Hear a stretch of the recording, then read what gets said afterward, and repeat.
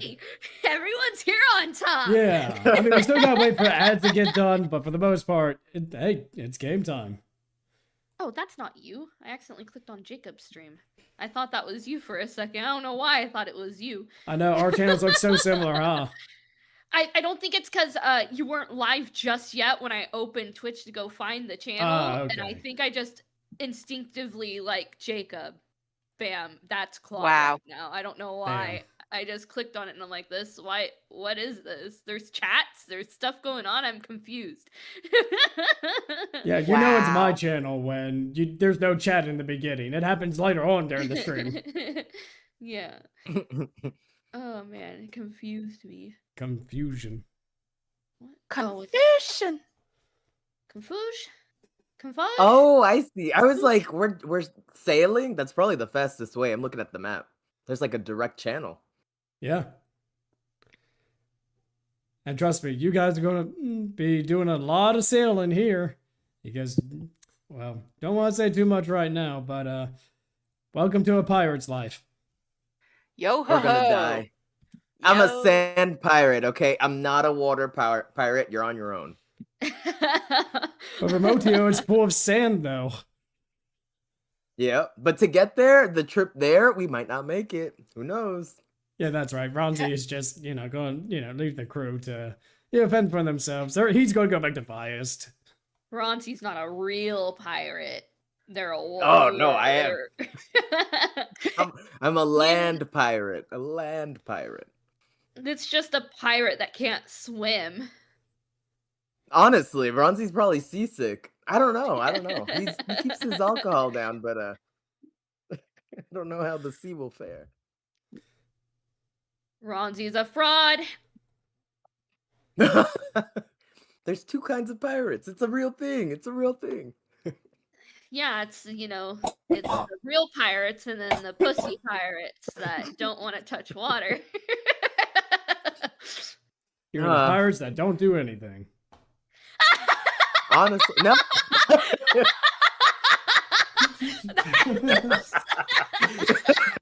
I'm pretty sure I saw that in One Piece. That's a Veggie Tales. Yep, I had to. Oh, I didn't get the reference. I was like, damn, that's cold. That's from Veggie Tales. It was just really funny.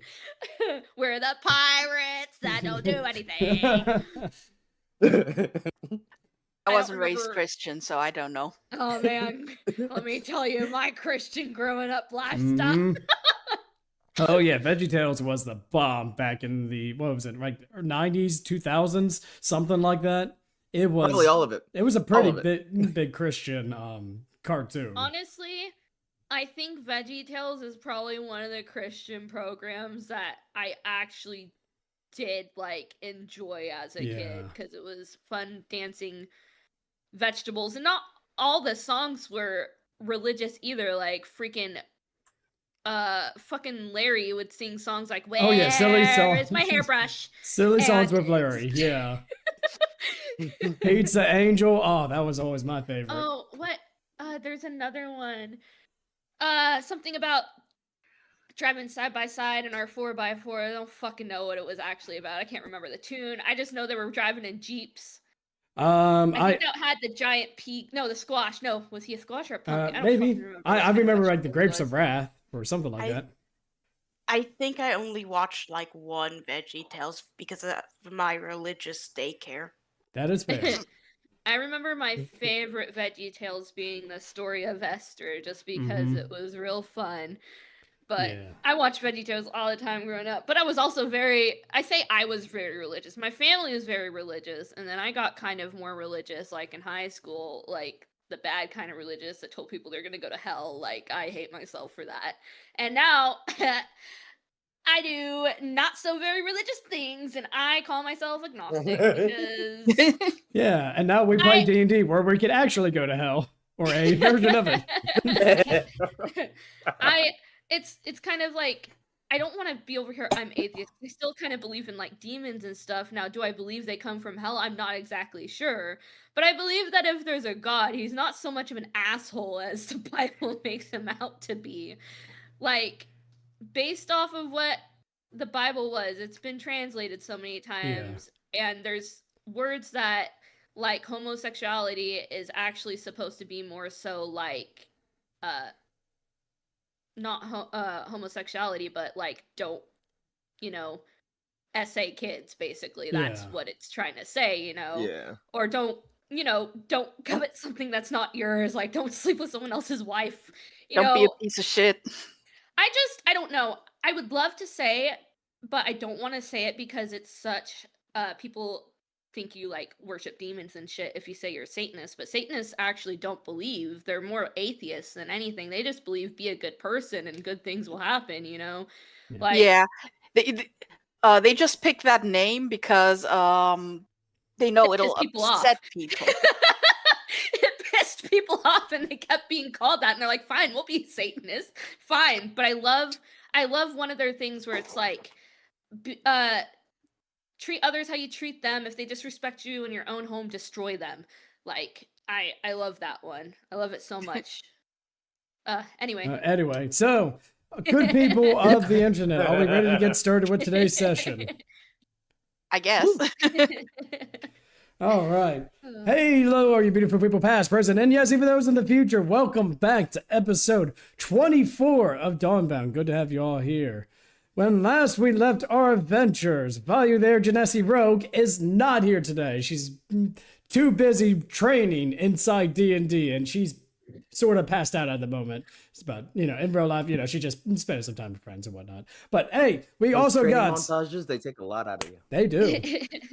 They sure do. Speaking of which, Ronzi the Halfling Artificer. That's me. Brytmora the Dwarf Bloodhunter. Hi. And Snaps the Kenku Cleric. Greetings. Yes, the party is enjoying the spoils of their opening day with newfound success. Later during that day, Ronzi finally went on his long-awaited date with Delighla, and it went far better than expected. The two spent the evening laughing, exploring the city, genuinely connecting, earning Ronzi a strong start to a budding relationship. However, the night took a sharp turn when he and Delighla unexpectedly crossed paths with the Emerald Herald, who calmly asked for directions to Trinity Hall before leaving, just as mysterious as he arrived.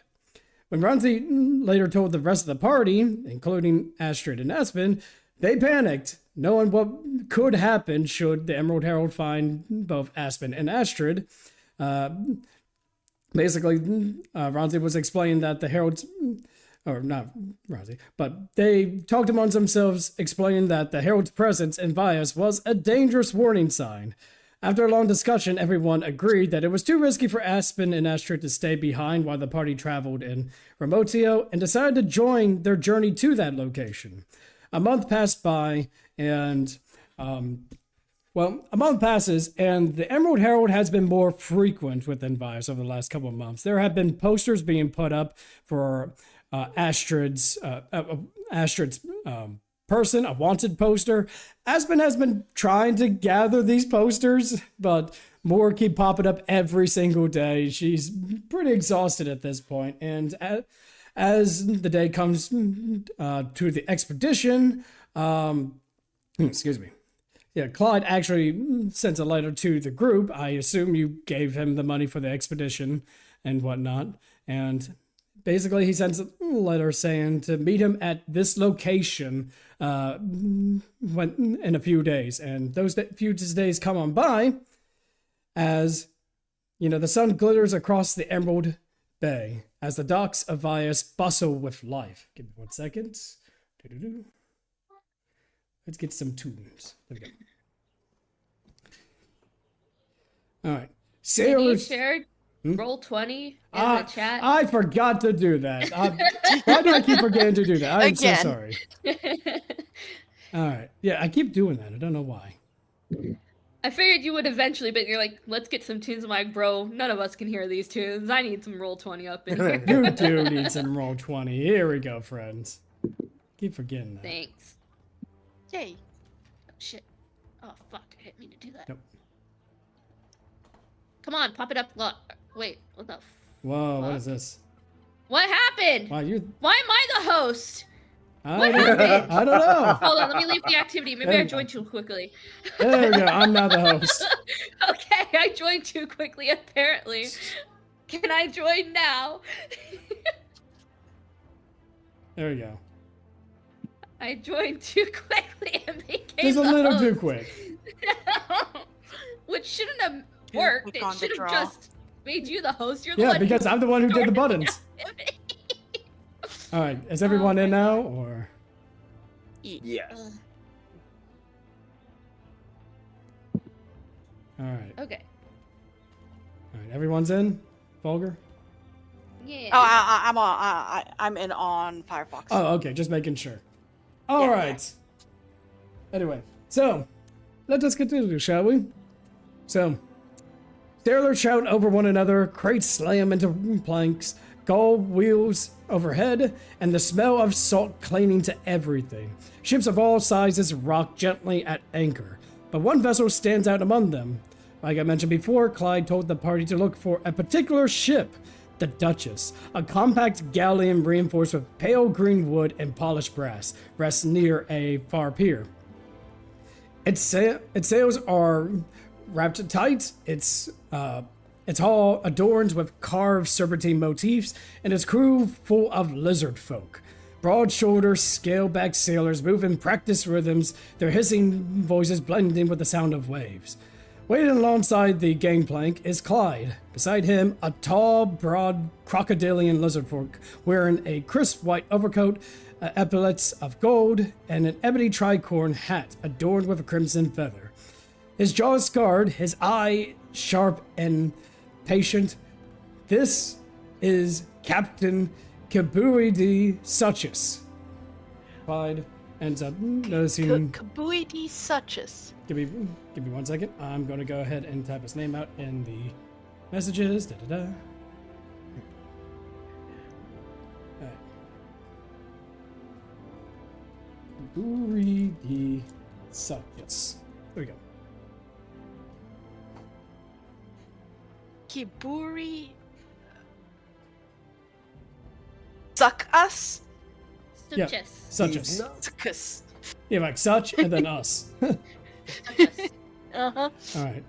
Grinning broadly, half of excitement, half from pride, you do see Clyde kind of look over at everyone. Ah, you're all here. Perfect. We're starting to think you've gotten lost among the barrels. That only happens to we'd one find of us. our way here. Aye. Come. Here's the Captain Admiral himself. And the tall figure kind of looks at all of you, his head politely. He nods politely. His voice deep and slow. Welcome aboard the Duchess' honored guest. Clyde speaks very highly of you. I hope you find our accommodation smaller than your ambitions, but more seaworthy. Thank you for allowing us aboard. Aye. So, I was told that we'll be sailing for Remotio, are we not? Of course. Capital of all seafaring things. Mm-hmm. Yeah, Clyde tells me you're the navigator then. It's good. I'm going to need another opinion when going back through the sands of the Remotio. Of course, you handle the sea and I'll handle the sands. It's where I'm more experienced. But you're more experienced with the sands now. Well, you don't know me. I've sailed both. Really? Mm-hmm. Can I do an insight check to know if I recognize this person? Go for it. Okay. Maybe I've heard a story or two. I don't know. That sounded like a challenge, Ron. I've never heard of this person in my life. You can't be that famous. I just kind of aside I am a little bit. Oh, all right. If you say so. He laughs about himself. And what about the rest of you? Who do we have aboard the ship? My name is Snaps. I'm a cleric of the Charlemagne. Ah, good. We could always use a couple more healing hands upon a vessel. It's good to have you here. It's good to be here. And what about you, Lady Knight? I'm just a dwarven knight passing through, I guess. I'm willing to help with any labor you need. Good. I know we paid for our way, but I don't fancy sitting around the whole trip doing nothing. Good. We can always use more strong hands upon this vessel.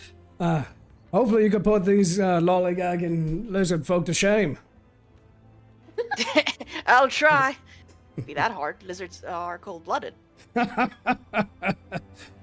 right about that. Well, welcome to the Duchess. She will take you across the Anasto Strait into the shores of Remotio. Once we see land-shaping sand, we'll start moving over it. From there, it'll be up to you to decide our course. Just leave it to us. Mm-hmm. All right. There's only others that will be accompanying us on this passage. We do have one friend. I'll be helping her aboard. She's feeling a little under the weather, so I'll just be helping her in and to her room. She will be sitting around, probably doing lots of nothing. Oh. Is that so? He kind of takes a look, just kind of scratches the bottom of his chin. I'm using Vayu as a cover to get the other two on board, okay? I know. Yeah, he That's out of character. That's out of character. I know. He takes a look at you. Well, I mean, you can bring them aboard, but I'm going to need to know each and every soul that you tend to bring here. And worry not, we're all part of a tight crew here. We live and die together. Well, I prefer to stay living, if that's all the same to anyone. Hey, I think most people. Snaps kind of like leans back to Brytmora and Ronzi and is like, should we tell him about the plans to bring Aspen and Astrid? No. Well, actually, on a pirate ship, if we get found out it's not simple to run away, you're gonna be walking the plank, and once we leave land, it's not like we're turning back. We're not exactly clean and squeaky. I mean, case scenario, he charges us more and we can't afford it. Worst case, he reports us and gets us all caught. Well, we don't have to say who they are, just that they're here. They both have disguise self ways, so you guys don't have to necessarily say who they are if you're not comfortable saying it, but they won't be showing their true appearances on the ship. Oh, so we can just say they're like our attendants or something? Our secretaries? You could say whatever they want. You might have to make a deception check, but you can say whoever you want them to be. They aren't going to be showing their appearances, you know? They did mention that in the chat, that they have rings of disguise that they can use while on the ship. That's not information that you don't know. That's information you were told, but it's been a couple weeks, so I understand. Yeah, so they both have rings of disguise selves. So. Well, we could always tell them the truth. And then like, Ronzi just kind of like turns around. He just goes, "We do have 2 more people, part of our staff, who will also be joining us later on. They're bringing over someone who's a little bit seasick already." Seasick already? You haven't even said sail yet. I don't think she's ever seen the ocean. They say it's the thought that counts. Oh yes, you're welcome to bring anyone else you like. I mean, you did fund the expedition after all. Ronzi just kind of gives Clyde the stink eye. What do you... We funded this whole thing? No, not really. I've paid my share, like, within the first week since I've spoke to you about this. So, I have just as much say as the rest of you. Okay, just making sure. Ronzi's like, did you just take my money and go? And the captain looks over at you. Yes, you're very kind funded this very expedition. We've got tons of crates of food and ammunitions. We mostly got oranges because apparently there was just so many oranges. We had to take advantage of it.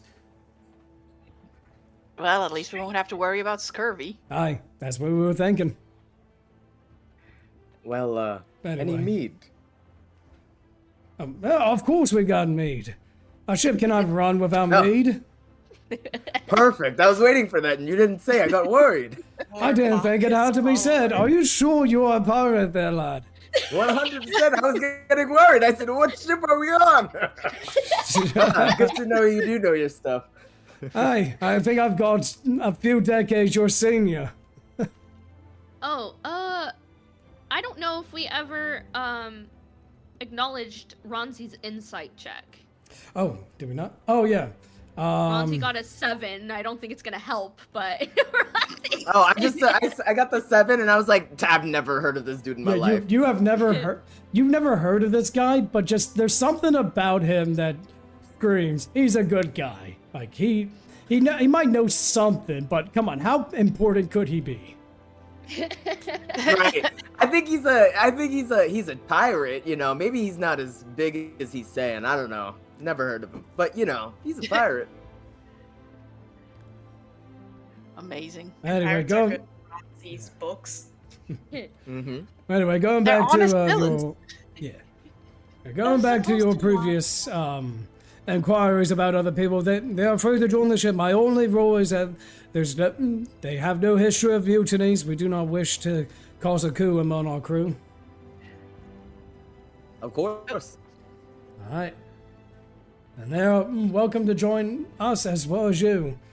We'll be ready to set sail when you're able to. Understood. I advise you can grab your things now, speak your piece with some people around here should you need it, and then let me know and we'll go ahead and get started with our expedition.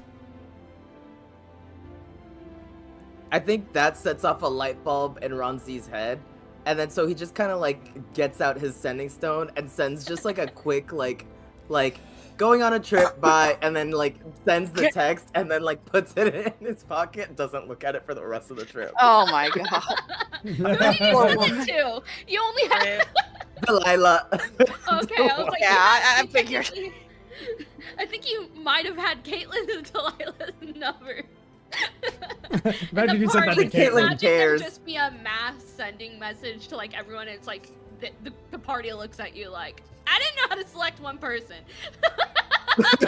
You know what? I like that a lot better. He doesn't know anything about social. He's like, yeah, that's exactly what happens. John gets one. Oh, good for him.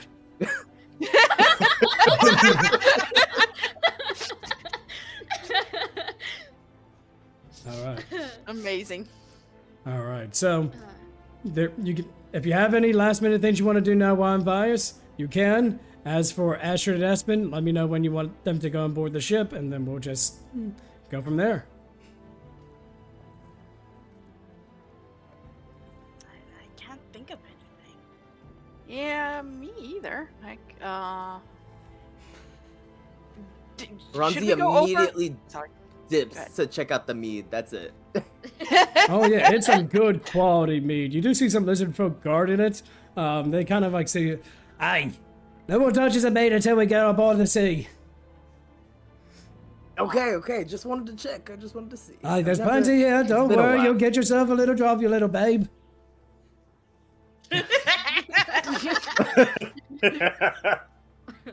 Ronzi's not sure. He's like, I think I've been called babe before. He like winks and then like walks away. They kind of look at each other. What's he doing? Did that turn down the music for everyone else or just for me? For everybody. Shit. Okay, I'll turn it back up. That's my bad. It was so loud. Okay, I'll turn it back up. That's my bad. I thought it was just my options, so I was like, I just wanted to check real quick. I'll put it back up. Sorry. Okay, continue. Okay. I wanted to ask, did we go over what everyone did during their training? Should we do that? You know what? Yes. Go ahead and do that now. What did you do within the last month? We'll start with you, Brytmora, since you brought it up. This is like when you remind the teacher of the homework. I got it. I get it. I expect a full report on what you did within the last month. All right. Brytmora, knowing that they were going to be heading into some rough territory, potentially what with a dragon and all, decided she wanted to improve her ability to survive hits, because their last adventure kind of was a really rough go. She started with some sparring training. Oh god, I'm so terrible with names. What was his name? Garrick. Thank you. With Garrick, she started with some sparring training with Garrick. Yep. Just some basic boxing. There's a reason Dex is her highest stat. She was not good at boxing. I got 3 words for you, Brytmora. Eat, sleep, train. You gotta keep on training. You know what? Those were exceedingly inspiring words. Mm-hmm. So she went to work on the eating part of it. So she took up some assistance to Pauline. She worked at Pauline's kitchen for a while. Just at first, just helping out. The thought was there was free food to be had without dipping into the limited supplies of the tavern, which is for guests, and somehow for some reason not us, but sure. She also picked up some cooking along the way, was able to help with meal prep, which does carry over into the tavern and does help us make an extra coin or two. We have more than just potatoes now? Yes! Working with her, I was able to, make connections. I know Vayu has been doing it, but basic Vayu's food just delivery. asking. You're using manual labor, and Pauline appreciates that more. She will remember this.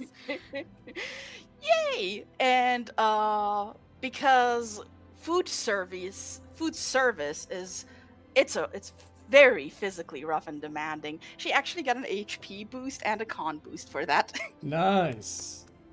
Woo. All right, Ronzi, what did you do within the month? So as Ronzi goes about just settling in and everything, getting into a routine, he does spend a lot of time with Siphon. As he's looking, he remembers the shelf where he found Skylar's dagger, and it gives him an idea. And throughout his days, he collects a bit of metal, a bit of glass, and eventually he visits Momo. And together they craft a magical item. And it's a spyglass of insight, I believe it's called. Mm-hmm. Eyeglass of insight. Yep. An eyeglass of insight, just so he's able to understand the history of an item. He's always been more interested in what makes something legendary. It meant something to someone, and maybe he can uncover what that thing is. So yeah, now he has the Eyeglass of Insight. New magical item. All right. He gets a little bit smarter for it, Now he has a perfect 20 for intelligence. Woo! Great. He is super nice. smart, but not very wise. Yeah. Not wise, not charismatic, nothing. He's just a nerd. But did nothing wrong with being a nerd. Mm-hmm. I beg to differ. No, I'm kidding. That's a joke. Yeah. If he could just stay out of the bottle, he could use that intelligence. All right. And last but not least, we got Snaps. What did you do? So I decided that since I enjoyed doing the performance with the other 2 bards, that I was going to hang around them and do some performances. Yeah, and you did such a good job. You learned a little bit more about how to be a good performer. Yes, I gained experience with various instruments, so now I have an extra bit of charisma when doing performances with instruments, and I've also gotten a little bit of extra charisma in general. Nice. And as for Vayu, well, we'll wait till Vayu comes back before we say what happened with her, because she's going to be doing a lot. All right. And so, unless there's anything else anyone wants to do, we'll go ahead and continue with the scene. No, I can't think of anything. Anyone else? No, that's pretty much. Nope. All right. So after you get done talking with Kaburi, you hear a clear, confident voice cut through the bustle of the docks. Are they not gonna get Aspen and what's their face? Or They'll join shortly. okay. This is just right wanna after make the sure I was like, conversation with the admiral. Okay. I just want to make sure. I'm like, hey, wait a minute. Yeah, don't worry. They're going to be joining. I just. All right. Kabiri, darling, you best not be leaving without that. Without what I done packed for you. Turning, the group sees a tall, elegant crocodile lizardfolk woman dressed in a flowing violet dress and a matching hat. Her posture is immaculate, graceful, dignified, and yet her snaps are full of warmth as she approaches. What? Oh, steps. Excuse me. You said snaps. She's forced. Yeah, she's decked head to toe with just Kenku iconography. No. Anyway, she's full of warmth as she approaches. Kaburi, naturally composed, kind of cracks a wide grin. Tamka, I said you didn't have to come all the way down here. My friends, this is Tamka S. Suchus, my wife and my most priceless treasure. She carries a wooden box almost as long as her arm, carved with swirling maritime patterns and painted in deep blacks and golds. Hush now. A wife always sees her husband off, especially when he's got that explorer's fire in his eyes again. She opens the box slightly, letting the smell of spice, river eels, roasted marsh grains, and citrus herb broth waft out. And I know you. If I don't pack you something proper, you'll eat a hardtack the whole day way and call it cuisine. Oh, no comment. As she turns to y'all, she has a warm smile on her face. Well now, look at y'all. Aren't y'all cuter than a crab about to jump into a jumbo pot? If you're traveling with my Kaburi, that means you're brave or foolish. Or both. I admire either kind. I prefer the purchase the view of brave. What was that? I prefer the purchase of the view of brave. Well, brave is honorable as well. Though anyone about to board a ship and go on a mission over the seas not knowing what's going on is definitely a little bit foolish. But it's still brave. To say, ma'am, where did you get your dress made? It is spectacular.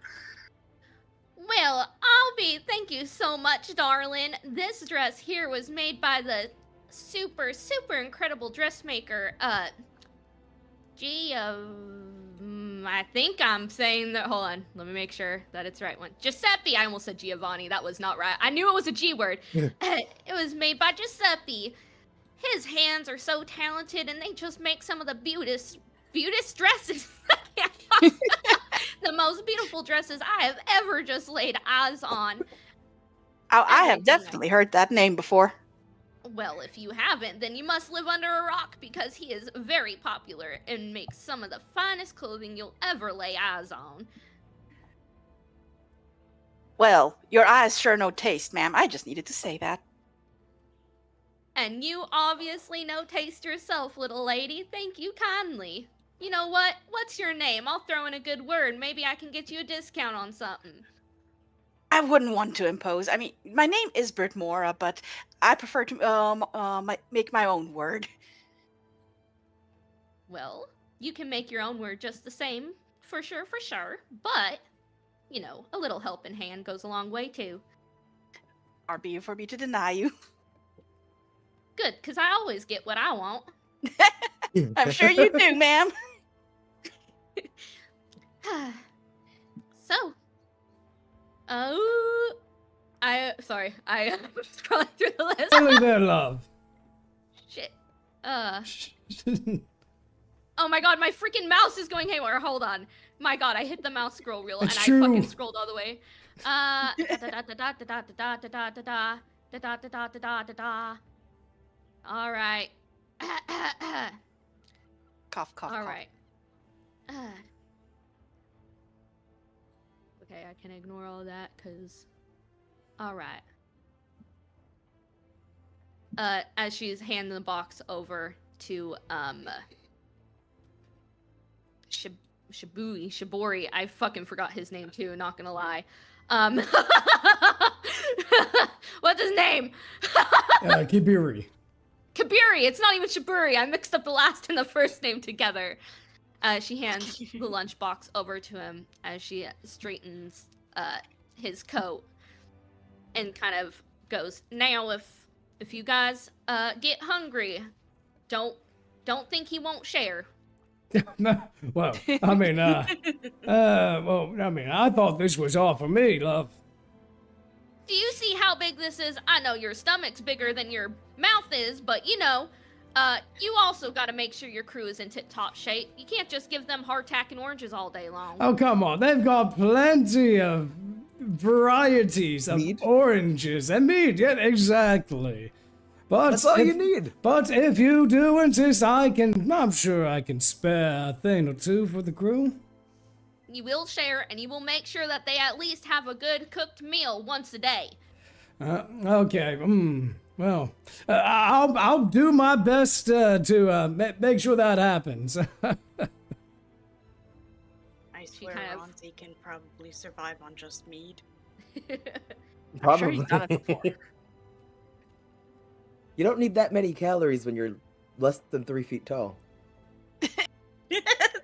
If Ronzi could live like a hummingbird going from mead flour to mead flour, he would. 100%.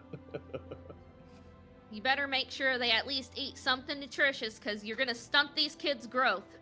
In all seriousness, my crew is the life and soul of this vessel. I will make sure that they not only eat well, but return home safely. That's what I like to hear. She kind of pats your, not your, coat, and goes, "All right, now you keep your virtue, keep your freedom, and keep your hide intact, you hear?" I'll return before the next moon cycle, I promise you that. I'll hold you to it. She gives him a kiss on his snout. Aw. And, it's a gentle kiss. How do two crocodiles kiss? It's just like tapping your Barbie dolls together, you know? It's like gnome kisses. No, it's like gnome kisses. They just rub their snouts together, like gnomes do nose rubs. Sure, yeah, we'll go with that. It's sweet and gentle, but you know, dignified, because she's a lady. But Exactly. as she turns her dress kind of flows around with her. "All right, fair winds to all of y'all, and may the sea treat you kinder than the stories say." She kind of gives y'all Fair a winds wave. to you too. And Snaps Ronzi gives waves the as well. head. Bye, Mrs. Suches. The captain takes off his hat, places it on his chest, and gives a bow to his lovely wife. And so, he puts his hat back on. Alrighty, lot. Go ahead and gather the rest of your crew, and then when we're done, we'll go ahead and set sail. Aye, aye, Captain. Right. Yes, sir. And he ends up walking aboard the ship. Snaps is willing to go to Astrid and Aspen and let him know. Alright. Finally, I've been itching to get out of here. My skin is crawling. You know how many posters I've pulled off the walls. Aspen slaps down a stack taller than she is of just paper she's been collecting this whole month. Wanted posters of Astrid. There are Wouldn't so have been- many. Wouldn't it have been better to destroy those? No one knows they're down here.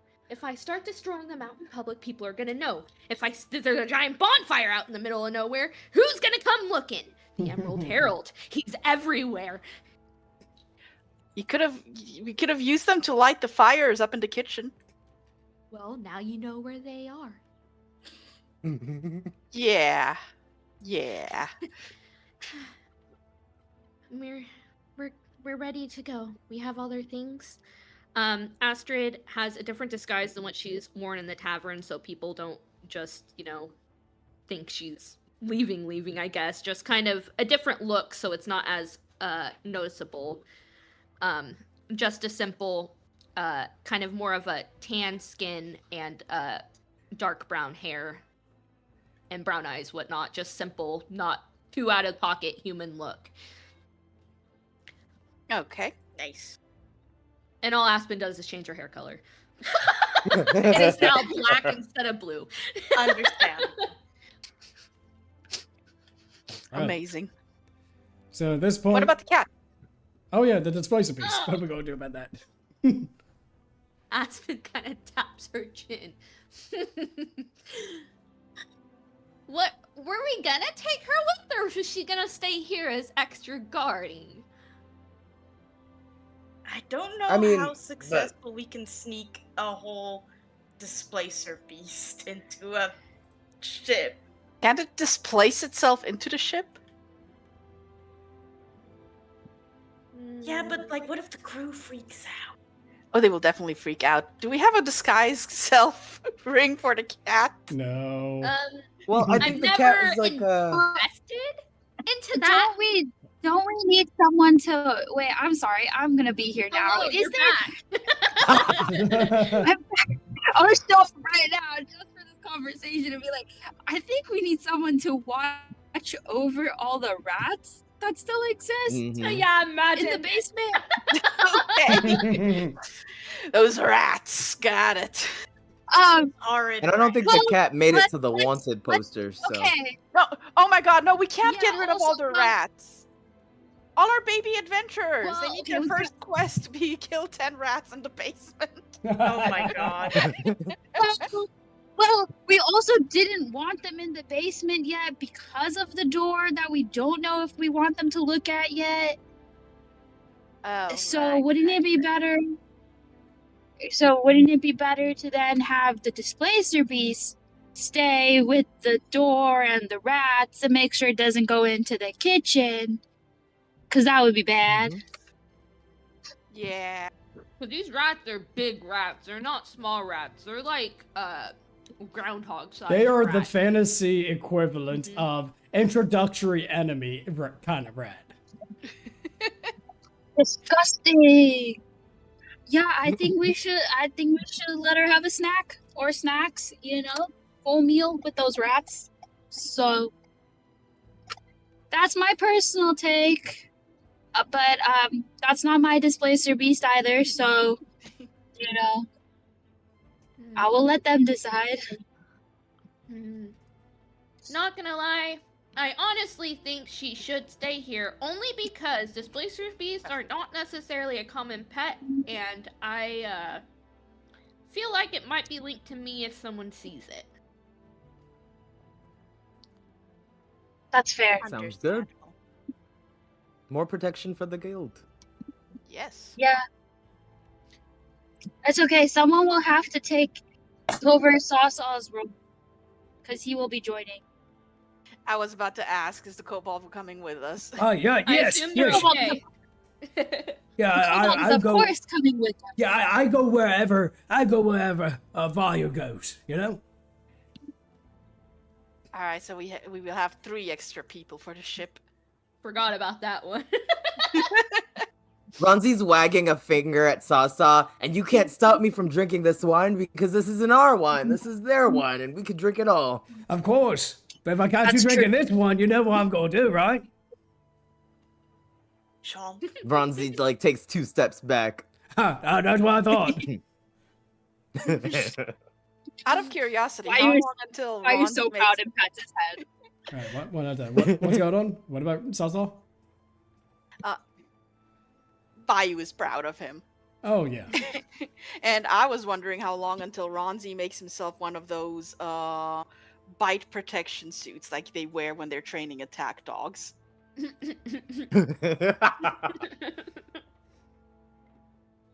That's funny. All right. Next free time activity. For run. All right. Oh, Me and Aspen have decided to go by code names because I don't know if our first real name should be what you call us. I'm gonna go by Anna. And I'm going by Turk. That's Aspen. Figured Alrighty, Turk's so Turk. far away from Aspen, no one would ever think about it. Sounds delicious. That's true. This actually makes it a lot easier for me because Aspen and Astrid are very similar. So don't Turkey call and us- Anna. Got it. No, Turk. I'm Turk, and they're Anna. Mm-hmm. All right. All right. Okay. So, for brevity, I would say you take Turk and Anna to the ship, and they introduce themselves to the captain, and next, you do see the captain kind of gather up all the crew before they set out to leave. Everyone, come here. Before we set sail, we must do the tradition of blessing this voyage and vessel and its crew on it. He takes his hat off. As per the words of the great Skylar, the winds will always favor the free and virtuous. May the seas of ocean and sand bury those who steal their freedom or their virtue. And then the crew repeats the first phrase. The wind will always favor the free. Ronzi's also repeating it at the same time, word for word, matching it. Oh, you You're lot. having to like stumble over the word sea and change it to sea real quick so you start saying sand and you're like, shit, fuck.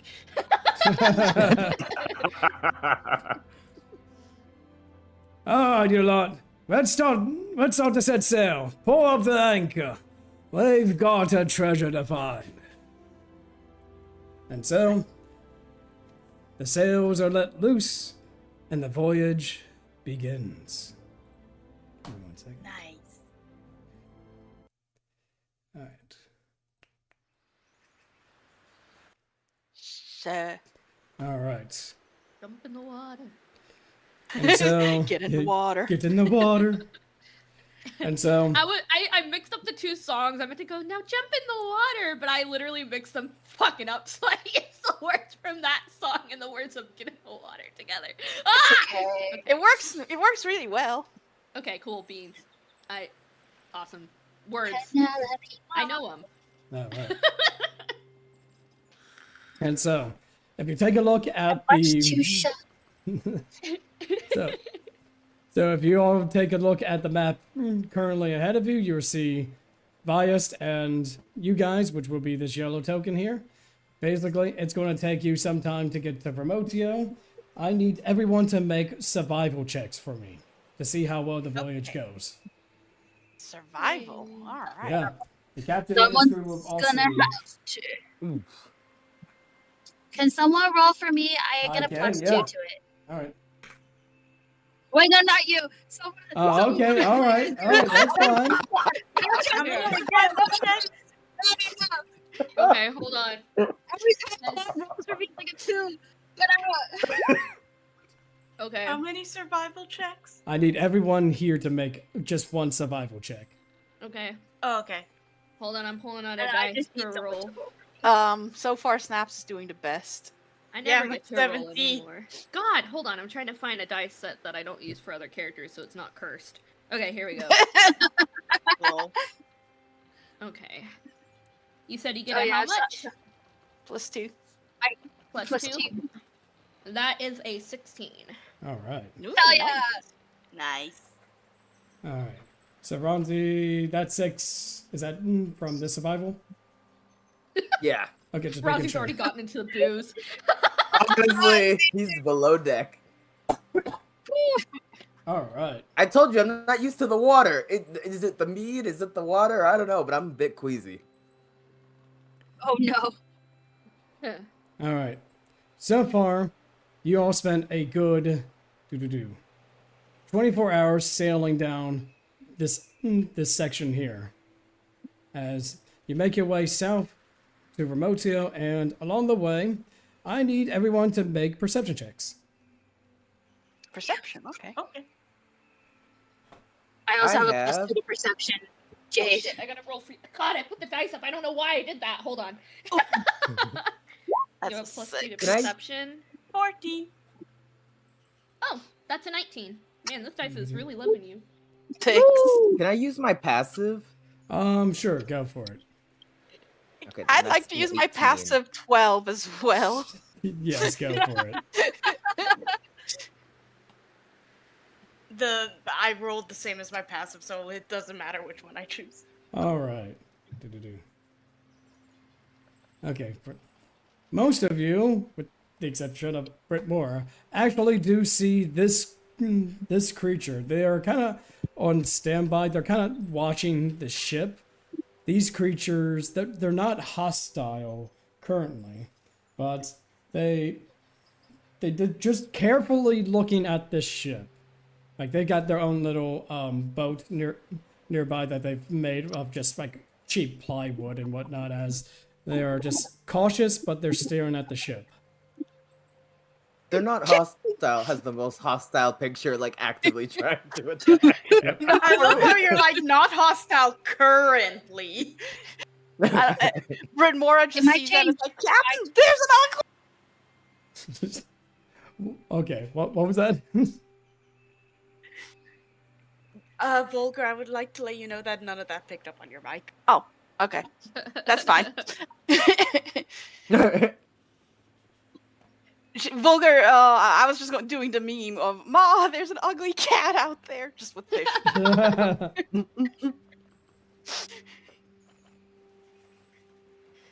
Okay, so give me 1 second. I'm going to make. Oh, go ahead. Snaps would probably like eye them extremely cautiously. Actually, can I make? I don't know what check it is. Goddamn. What are you wanting to do specifically? Like I want to see.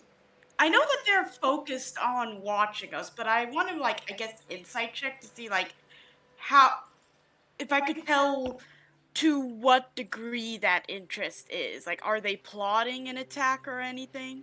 Yeah, make an insight check.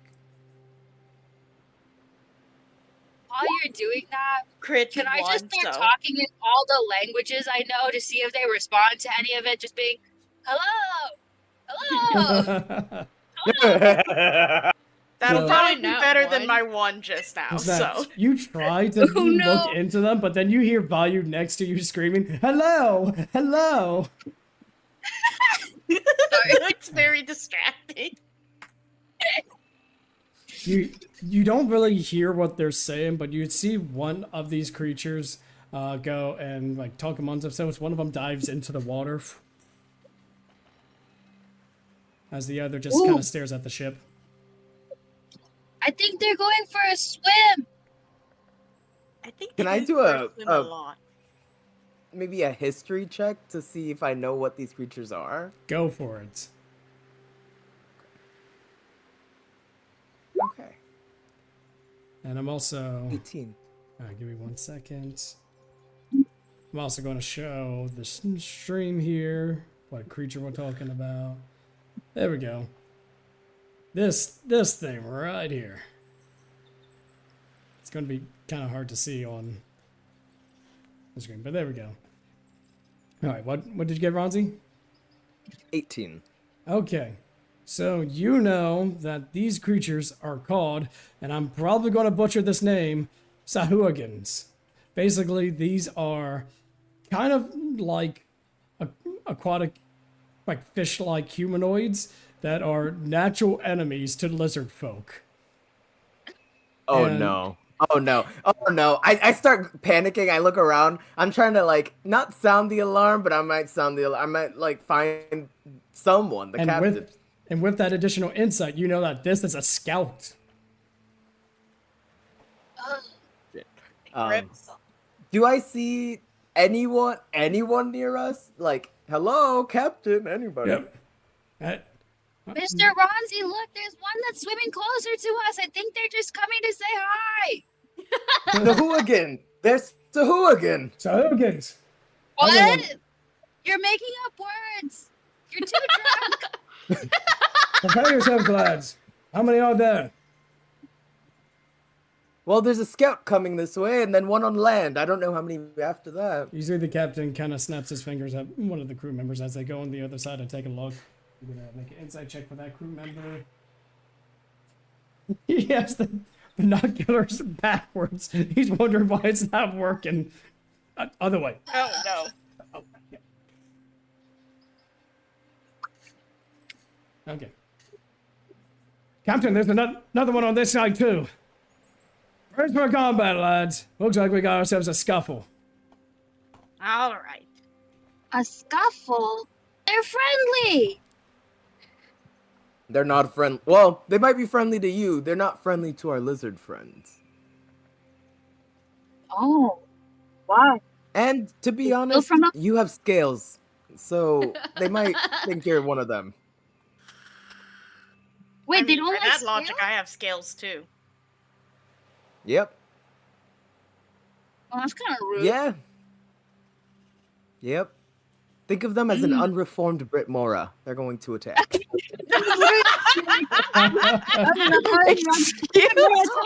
racist! Way more attention to them. How could they just hate people because of scales? All right. Yeah. Since Everyone breaks the third wall after looking at Brytmora.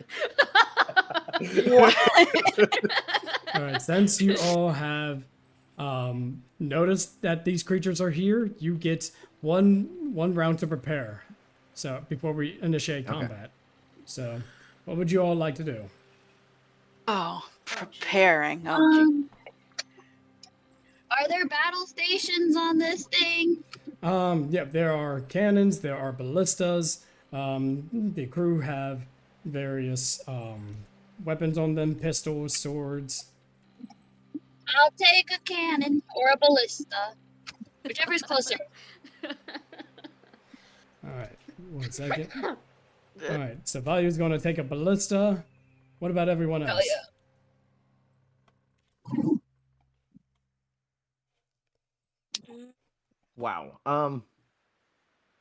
What can I do? What can I do?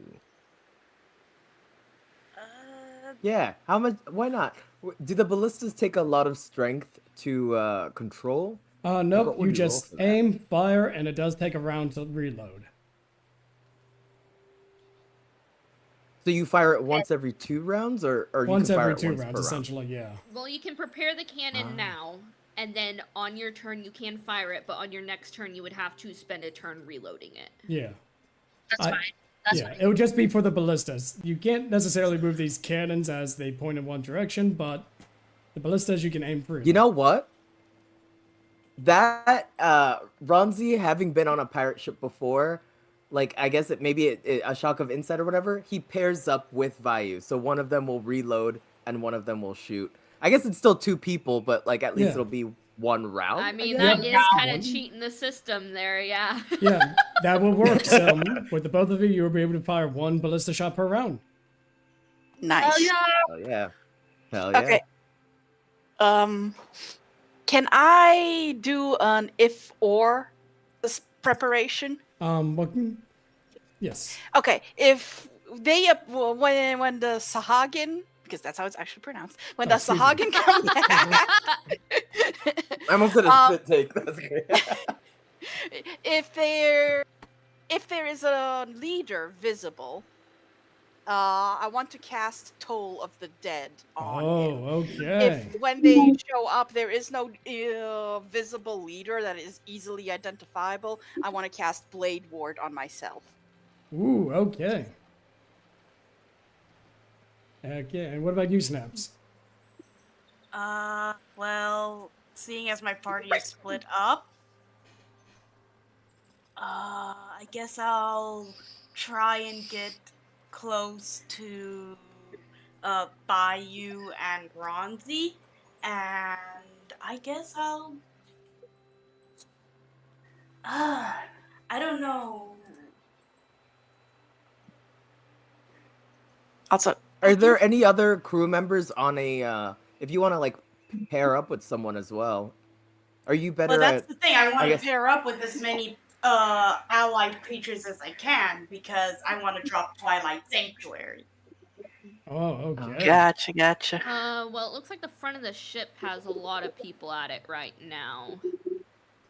Because you have Vayu, Ronzi, and it looks like maybe 4 crewmen, or at least the depiction of 4 crewmen. Yeah, which, 1, if there's 2, multiple, 3, 4, 5, so 6 at the helm, and then currently 4 on the back end of it, including the captain. Yeah, and Brit's kind of keeping to the center so she can get to wherever the enemy may appear. All right. So we do have ads coming up. Go ahead and think about strategy while this is happening, and we'll be right back after these messages. Nice. I can step one forward if you want me to be in your circle. Well, I'm already in the circle now. You're already in the circle with me moving up like this. I'll be right back. Bye, over. Okay. All right. So I think I might just place my circle right here. All right. Yeah, I think that's what I'll do. Is there a way to, like, force it to stay? The circle? Yeah. I don't know.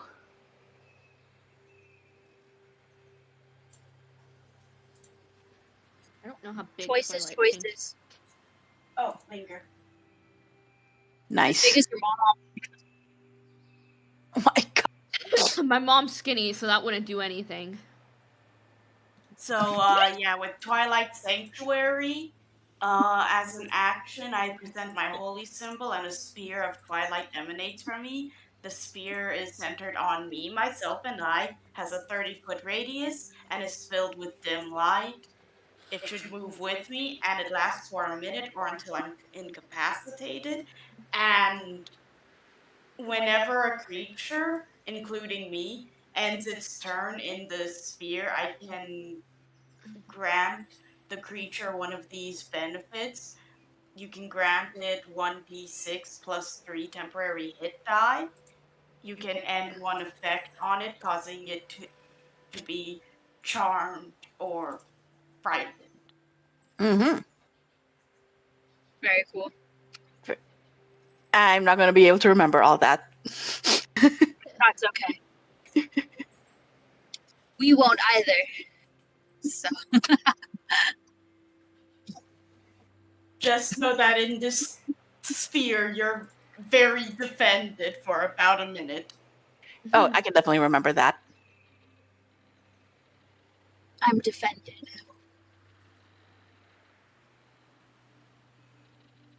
I guess Brytmora is not defended. No, Brytmora's Brytmora's in the sphere. defensive. I'm in the circle. Sorry. Oh, you are? Okay. Yeah. I can't see it. When the thing was being described, it didn't sound like Brytmora was within 30 feet. Is Brytmora within 30 feet? I guess technically 60 feet, because it's 30 in front, 30 behind. So it's like... Yeah, it's pretty big. Well, it's within 30 all range. around. It's a 30-foot radius. I'm back. Which Yeah. radius, I think, is... Yes, it's just any point in a circle. Yeah. Yeah. Like, Yeah. the whole front half Correct. of the ship is pretty much You are in correct. a circle. The ship is just sailing with, like, a spear of twilight in its front. Maybe it'll confuse the fishies, and they'll be like, oh. I'm not going to attack anymore. They're done. You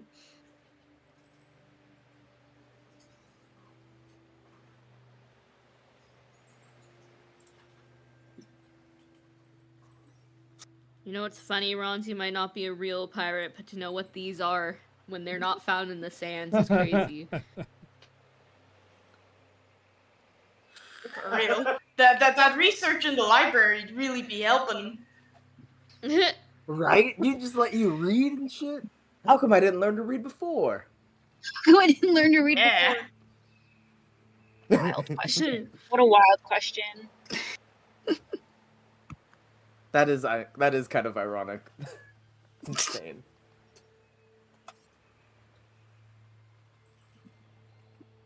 Alright, let's get some proper battle music while we wait. Damn, Claude, your voice is still gone. It's a little bit. I It's a noticed little it's bit. very different. Yeah, I'm still trying to get over this thing, but at least I can talk. It's not that bad. Claude got hit with laryngitis. Yeah, I know, it sucks. Ugh, Ooh, But I anyway, condone. that's true. That's laryngitis is bad. That's yeah, brutal. I get it is. every year too, and I didn't even realize I had it until maybe just a few days prior. Rip. Every year? Damn, dude. Yeah, every year. It's always in November or December of all times. Yeah. No, I'm there with you. I also get a bug. It seems to come every October for me, Mhm. though. August or October. Takes me out for a week. Yeah, for me it was like a week and a half. Well, not just Oof. this, but like various illnesses that keep popping up for some reason. All right, ads are done. Are we ready for combat? Yes. Hell yeah. All right. So in this case, I need everyone to roll for initiative. Initiative. So the crew's going to do their own initiative, so that way I'm not tracking 20 different people. Jay, can you roll for me? I get a +2. Sisters, we get. Oh, Oh, sorry, I well, didn't you got a realize. 7 for initiative that time. Sorry. Bro, That's okay. That's okay. bro, how did we both get 5? It's a very nice number. All right, I think it looks like you would go We need to first, roll though, again. Brytmora. I think Yeah, your sorry about that. initiative is higher. Yeah. 13, so I go before Snaps. Man, the I'm captain not got a rolling again. natural 20. Oh my goodness. Oh, roll then. Yeah, 7's not gonna help me. You go. What did Ronzi get? What did I get? 12. 12. Okay, so you'll fire. I'll reload each time then, Okay. because I'm later in the initiative roll. Alrighty. There we go. 20. All right, Snaps, you got a 7? No, I got a 5. Oh, 5. We excuse both me. got 5, and then we rolled to see which of us would go before the other. Okay, and then Ronzi, you got 12. It looks 12. like. Okay, Yeah. all right, and then I think I got everyone in initiative list. 1, 2, 3. No, Vayu. There you go. What did Vayu get? A 7. A 7. Yeah, all 7. right. Sorry, I literally forgot I rolled for you. I was like, I don't know. What did you get? All right. Now, so as the battle begins, you do see these things popping up one after another. So we got, I'm gonna just pop them onto these things. 1, so 2, 4, Wait. 6, Oh my gosh. 8 currently. So many. So I'm just At least a lot of them's in my circle. yeah. Yeah. So this There might be guy, more coming. this guy got a natural 1. He stumbles up. He trips over the railing. Okay. This one got a 9. Slips back into the ocean. He should. You know what? I'm gonna roll severity. Let's see that. Oh yeah, he plumps right back into the water, so he's not even in initiative anymore. Yeah! Alright, this one's a 12.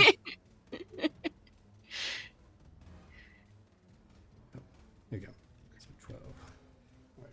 This one is a man. These guys, they're very unprepared for you all. Right? They were Actually, trying to just scout you guys. What the fuck? They were like not ready for you guys to spot them and be like, kill them. yeah, 15. Well, we didn't decide to kill him. They decided that. What did they do 18. They're jumping on our ship. after you guys started preparing to attack them? They jumped into water and we were told they were coming to attack us. 9. Vayu is still convinced. The history I know is that they hate lizard folk, and I'm like, this is a ship full of lizard folk. I was like, there's no peaceful way. All right.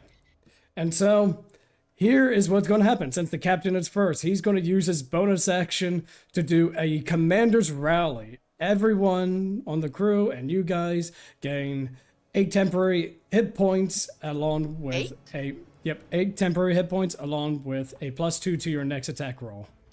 And he's gonna move. Hell yeah! 10, 15, Nice. 20, 25, 30. He's gonna be joining you guys. He has his cutlass out. He's gonna be ready for the fight. Is there a clear leader among the Sahagin? Not currently, no. Okay, I'm just gonna cast Blade Ward on me then, as my prepared action. All right. So the crew is going to be moving up 5, 10, 15, 20, 25, 30. These guys are going to be staying behind just in case there might be some that try to get to the helm. And then these guys are going to try to attack the few that are there.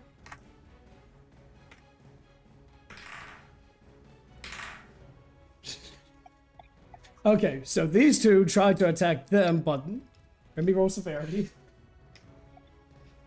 This guy gets using Jesus. This guy gets thrown overboard, so he's in the water.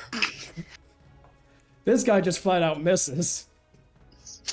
All right. These two actually do make a good hit, so let me go ahead and make a roll. We're 26. Bad deal. Don't have a D6. There it is.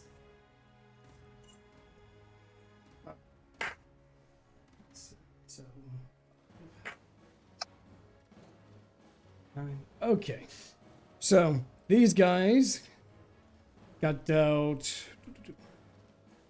Oh, come on. This guy has 17 HP, and this guy has 13. These two are going to go after this. Miss. And a miss. So these two miss, and now it is the Sanguine's turn. This guy's going to go after the one that just damaged him. That hit. He's going to take 2 attacks. One that from a bite attack, which does hit, and the other from a spear. They both hit. Let's see. What about the Sphere of Protection Snaps is casting?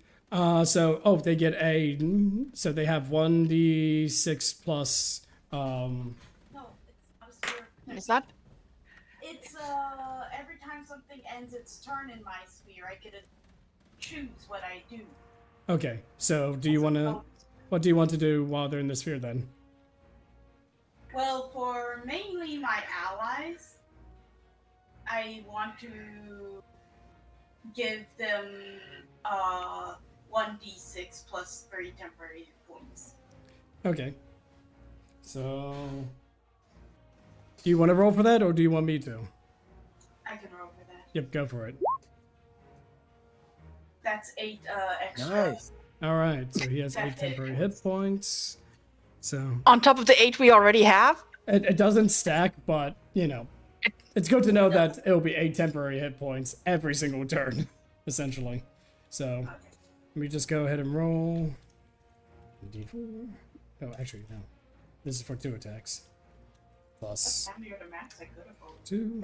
Yeah, that's very nice. Okay, apparently, hang on. Maybe I need to do this roll.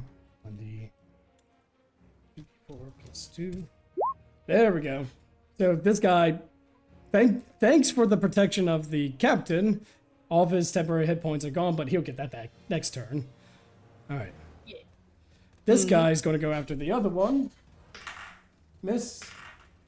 And a natural 20 from the spear. Oh my goodness. So. Wait, who did that? This guy right here, like this thing. I can't see. Was it an enemy hitting our friend or our ally hitting an enemy? Basically, the Sanguine is hitting one of the crew members. With the nat 20? Yep, with a nat 20. Yep. Still rebarbs it. Oh, okay. Let's see.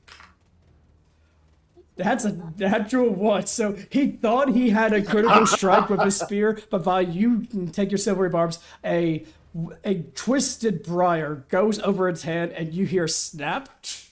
The roll severity. Okay, it's not as severe, but he does miss the attack.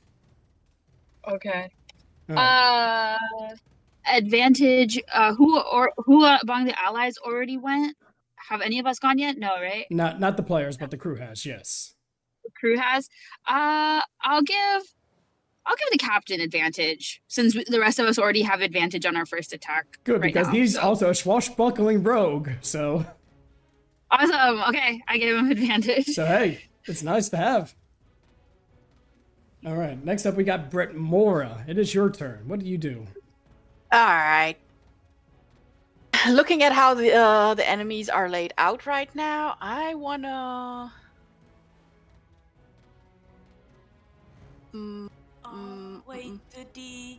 Whenever a creature, including you, ends its turn in the sphere, you can grant that creature one of these benefits and one effect on it.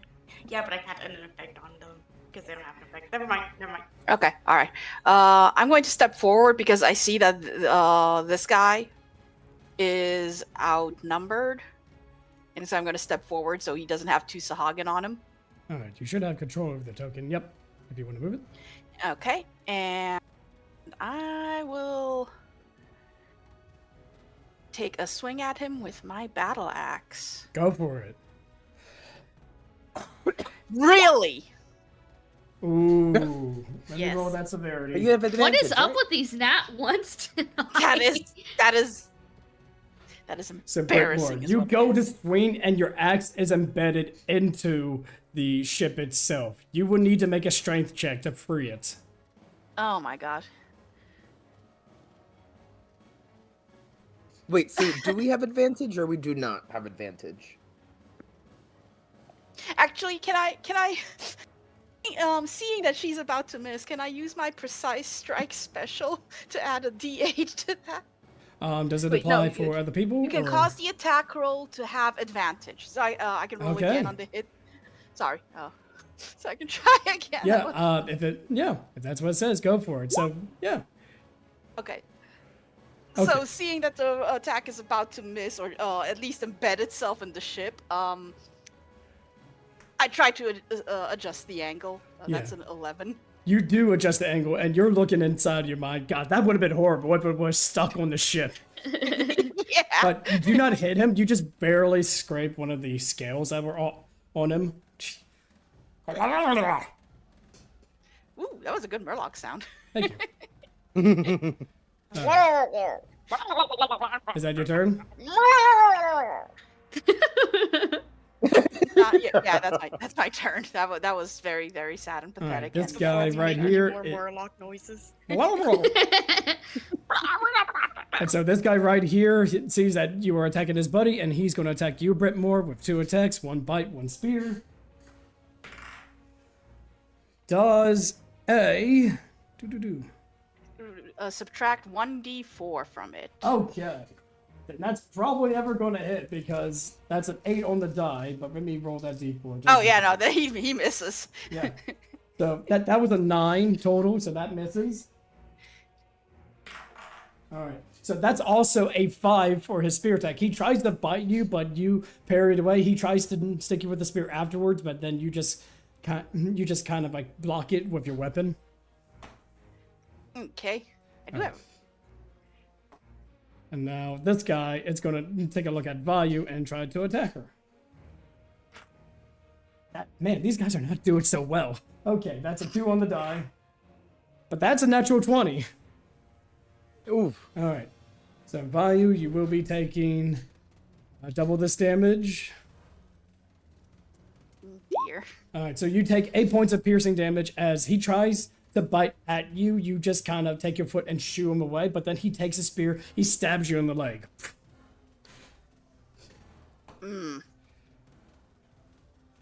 Alright. Next is Ronzi's turn. Nice. Okay, so we're at these things, but everybody's already on the ship, right? Yeah, everyone. Well, Wait, one shouldn't guy it be fell my overboard and is lost at sea, but other than that, Yeah, yes, everyone's fine. Snaps. It's Snaps' turn. Oh, wait. Snaps, you got. You know. You got 5 in your initiative, right? Yeah, I got 5 in the initiative with Brytmora. Oh, I don't know why it said that she got a 13 here. Give me 1 second. We rolled again to see which of us I goes am ahead so of the sorry. other. Yeah, so We should both be going at the same time. okay. But with so me ahead of Snaps. I'm so sorry. I don't know why I thought the 13. So Snaps, you go first, and then we'll continue the initiative. Sorry. No, you're fine. Sorry. Thank you for sorting this out now, so that way I know. Dang. I need a plan. Plan is usually a good thing to have. Yeah.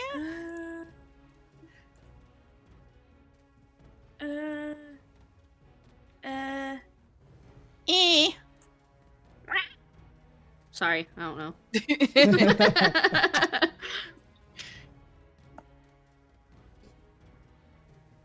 I think I'm going to firebolt the Sahagin right next to not firebolt, guiding bolt the Sahagin right next to Ronzi and This one here? Vayu. Yeah. Okay. Go for it.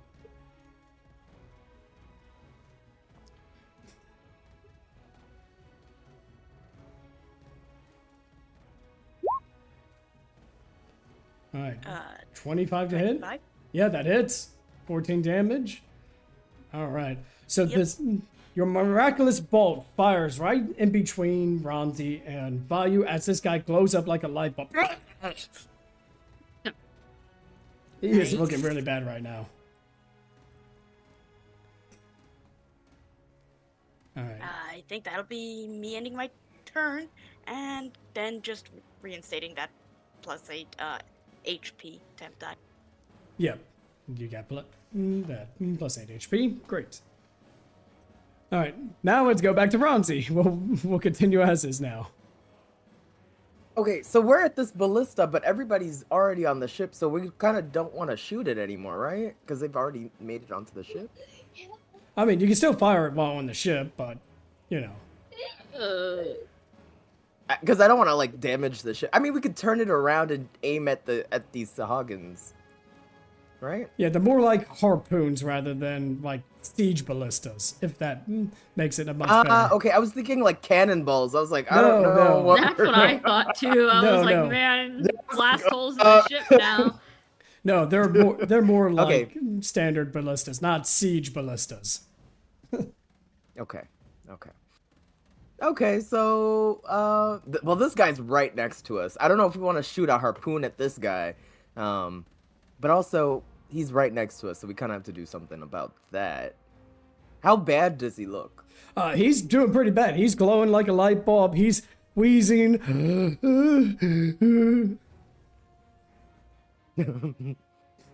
Get off the ship if you can't handle the heat!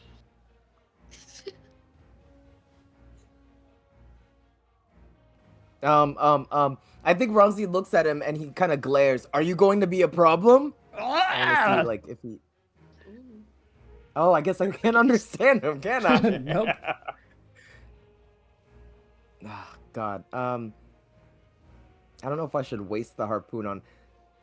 I kind of, like, glance at Vayu. Since we're basically going back to back, I will say, at this point, there is a harpoon loaded, so you can take your action here without needing to reload, essentially. Yeah. And if he's dead, he can't hurt us. That's fair. Okay, yeah, so I'll aim it at this guy right next to us, and fire the harpoon. All right, go for it. So the harpoon is +5 to hit, and you'll be doing 3d6 piercing damage. Nice. +5. Don't forget you have advantage right now. You do have advantage, Okay. yeah. Okay, so I'll take the 12 plus 5 All right. is 17 to Yep. hit. All right, 17 definitely hits. Okay. And then you said 3d6? Yep, 3d6. No modifiers, just flat 3d6.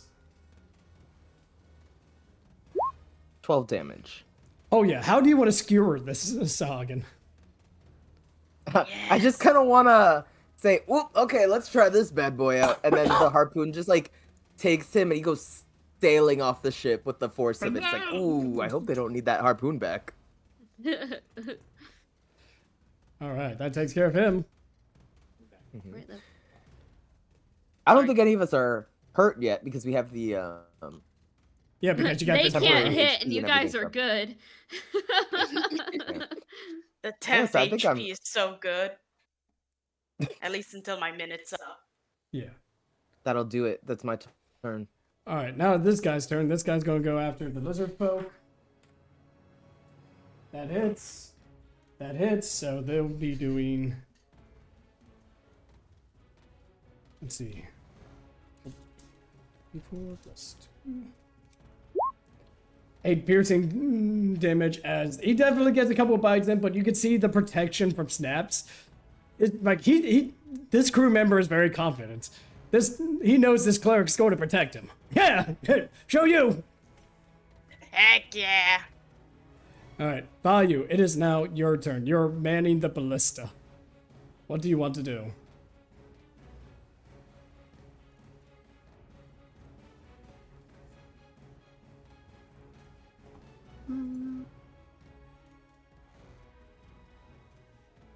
Are you?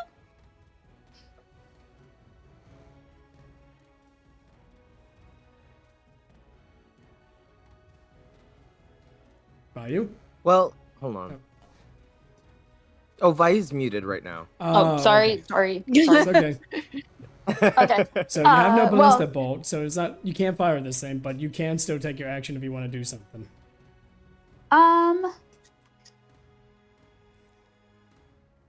Does a good amount of damage.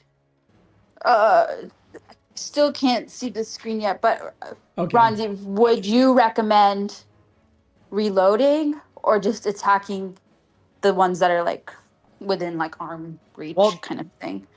There's nobody within arm's reach. There's one that's kind of close to us, but there's already a Sahagin on them. I think we're evenly matched right now. Everybody has one, except for us. We just have a harpoon and no enemies. Okay, then I'll just reload. All right. Yeah, we could like do support and attack someone else's enemy. Yeah. Sahagin. All right, you take that turn to reload the ballista. It is now ready to be used. Yes, I don't think I have any bonus action thingy-majiggies. All right. In that Yeah. case, we'll continue. We already did Brytmora and Snaps out of order, so we'll just continue. This again. Miss. And a hit, so that's a hit for this guy. Do-do-do. All right, 5 piercing damage, so he has, again, taken essentially no damage because of this. Nice. Oh, excuse me. All right. New round appears, and you do see more of these Sahagins appear on the ship. So, 2 here. 2 here. And then you see... Not that one. I'll change it. You do see one big one appear right here. This one is differently colored. He's kind of like this pinkish purple scale to him, and he looks like he's got more defined features, and his spear is a trident rather than a spear. Brytmora's like, that bitch, I was prepared for you. Last round! He's still in range. He is still in range. Yes. All right. So the captain, seeing this as a challenge, he's going up to this thing, and he's going to go ahead and make his attack. Let's see. So he's got a +6, 22 to hit. So he does have rakish audacity, so he is going to get the sneak attack.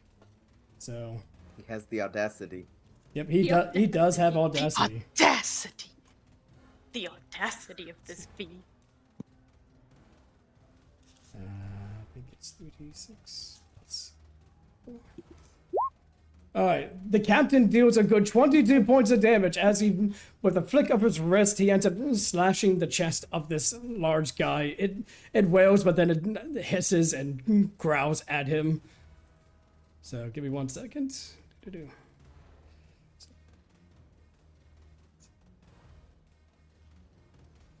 Alright. And that is the captain's turn. Now it's the crew's turn. So for brevity, I'm just going to make some general attack rolls for the crew. Nope.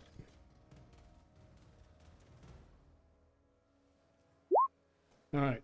Each of the crew members end up doing 3 damage to each. So these two are going to be taking... So these two have 15 HP. Just let me know when that minute's up and Should be like 10 rounds It's of 10 combat. rounds So of combat, Ten- so yeah. you're good. yeah, you're good. because they'll be just constantly getting 8 temp at HP. yeah, pretty much.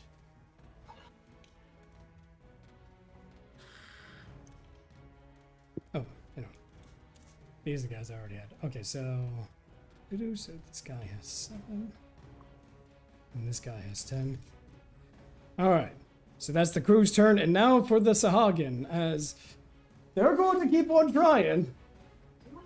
They can't really do much with their abilities because they can't really do any damage to them. All right, so 1d4. Yep, 5. Next guy is going. He's going to continue to look at you, Brytmora, because you're the biggest threat. I am. I mean, you're the one with actual armor rather than just kind of like this leather-bound leather armor that the crew has. Me sitting there with equally heavy armor, like, tweet? Alright, so his bite attack misses, but his spear actually does hit you. Okay. Alright, so give me 1 second. I have an AC of 20 plus 1d4 minus his attack. Oh, maybe roll that one. Minus his hit, I mean. Okay, he doesn't hit. He thought he hit you, but I assume it's one of your features that you have? It's my Blade Ward. It's It's a yeah, concentration Blade Ward. spell that's active for Oh, a I thought minute. Blade Ward just reduced the damage. Oh, no, you're using the 2024 version, aren't you? Okay, Yeah. that makes sense. Okay, so he doesn't hit. As he tries to hit you, but the Blade Ward just ching, kind of stops it from happening. All right. And this other guy, he's thinking, he's going to move around so that way he's not within eyesight of you, and he's going to attack the crew member instead. Is that an opportunity attack for Brytmora then? It does, yeah. So Brytmora, if you want an opportunity attack. I do.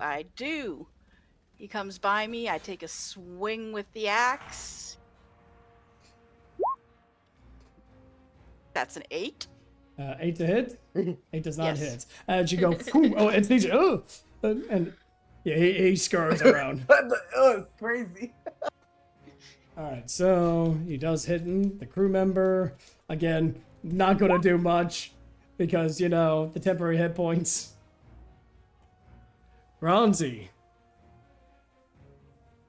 Oh, I forgot to add the captain. okay.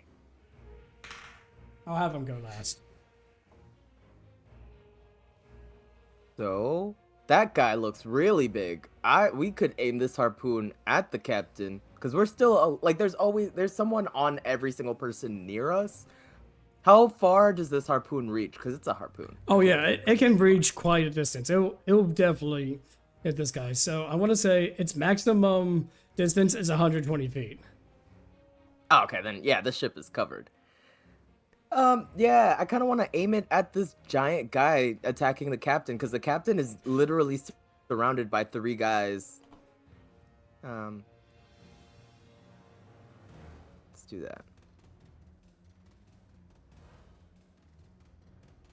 Okay, well, I don't think that hits. Nope, it does not. Oh, you said it's +5? That's an 8. Still doesn't hit. Yeah, you fire the ballista. It sees it coming towards it. He grabs it in his hand. Oh! And now he has both the trident and the ballista arrow. Ooh, I don't think that was a good. Jesus Lord. Damn. My bad, I would like to call an oopsie. Honestly.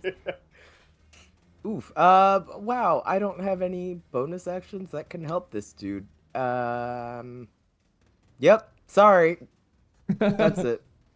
All right, now it's this guy's Does turn. anyone need I don't think. Yeah, no one needs healing at all, right? Yeah, no, because Vayu Snap got has hit. got it. Oh, but Snap's got it, yeah. I got hit, but it basically just took off the temp HP. Okay. Which Okay. Vayu got back by me. All right. This guy does not hit, so we're going to go to Vayu's turn. My turn. Yep.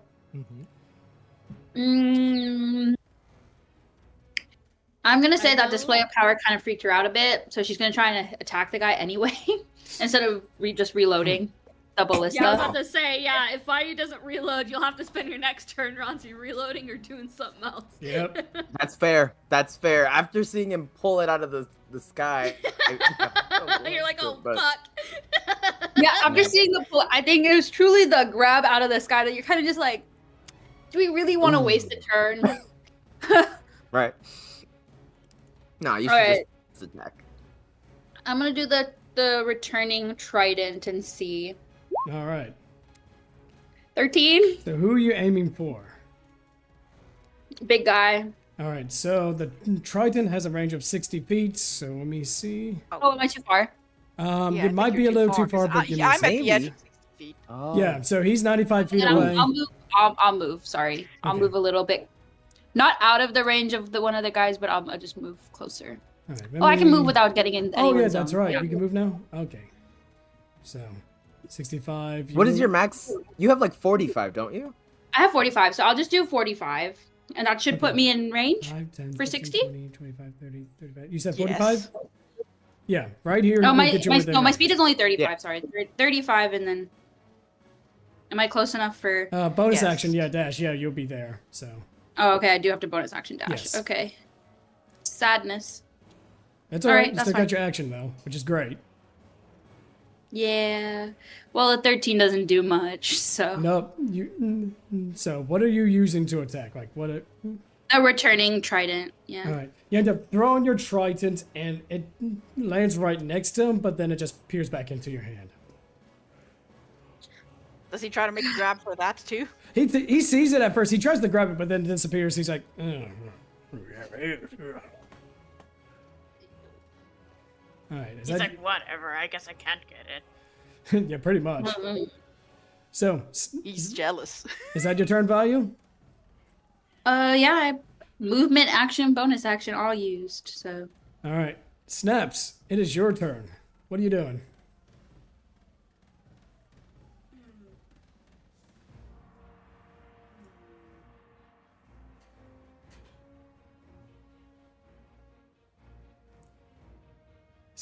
Snaps.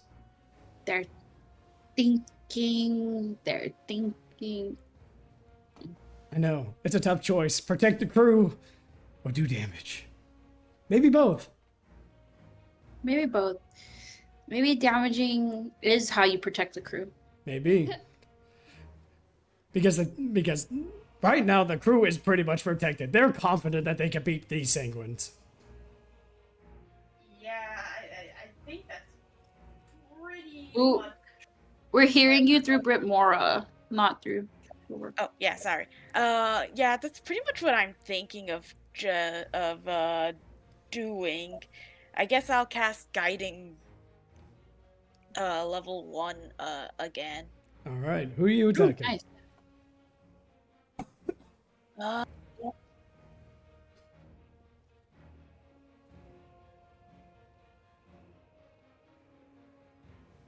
I'll attack the Sahagin in front of Brytmora. Okay. So, roll to hit.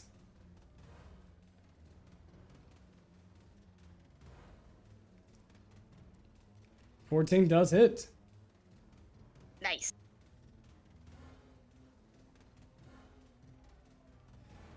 Ooh, this guy's not looking so good. You fire a guiding bolt, Brytmora. A burst of light just kind of like briefly shines in your face. Vroom, as he just lights up in front of you. He is not looking good. The light of God be with ye. Threatening. Alright, is that all you're gonna do, Snaps? Yeah, I do really like my current position. All right. It keeps a good chunk of the everyone safe. In that case, Brytmora, this guy is shining like a Christmas bulb. He's not looking good. What do you do? I'm going to just see that my team has this handled here, and I will cast. Has the big guy taken any damage yet? He has, yes. Okay, I will cast Toll of the Dead on him. All right. Let me go ahead and And that is 11 points of necrotic damage. see. All right. Let me see. No, is it like he takes half the damage, or is it just? Let me. You point at a creature. A bell is audible within 10 feet of the target, and he must succeed on a wisdom saving throw or take the 1d12 necrotic damage. Okay. Give me 1 second. I think I got his wisdom, but I need to double check.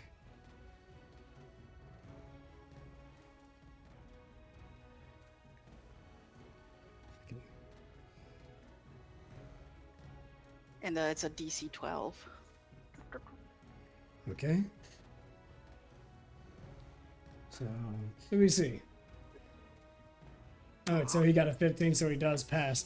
The bell Yes. tolls, ding. Like he holds his head for a second, but he's trying to save it off because there is a captain in front of him.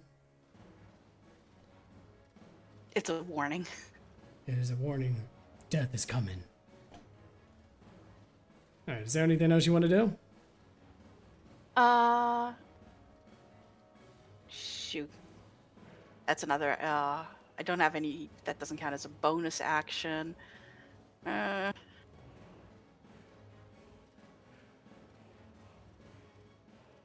I can't attack again because that could take, that spell took my action. I'm good, I guess. All right. And now it's the Sanguine's turn. Is he going to do damage? Let's see. I mean... Ha! 3 damage. Not going to do much.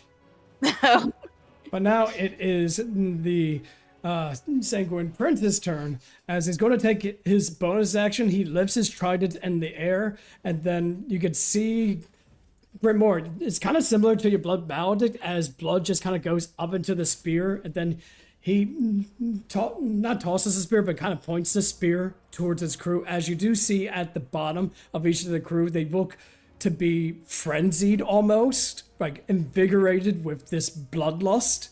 And so they're going to have a plus 2 to hit for their attacks now, along with an additional 1d4 damage. And then he's going to make a couple of spear attacks. Let's see, d20. Misses the captain. The captain, with a flourish of his blade, he parries it. 25. The captain does get hit with this one, though. So let me see.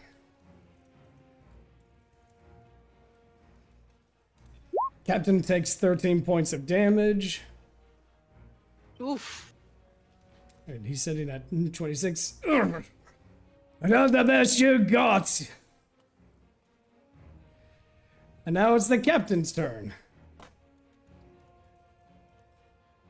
Not 120. What am I doing? All right, he does hit it. Rakesh Audacity. Let's go. Nice.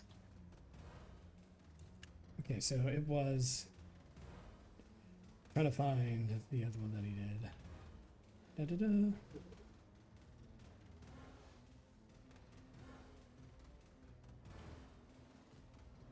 Where's the damage?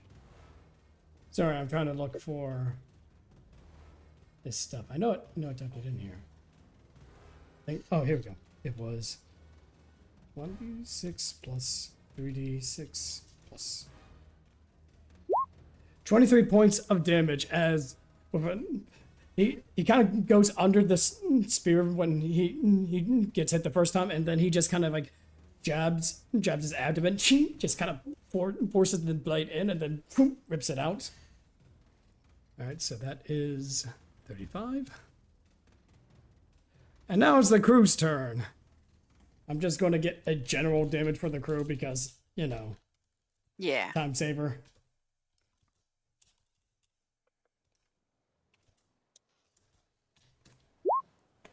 Five damage, okay. So 10. 10.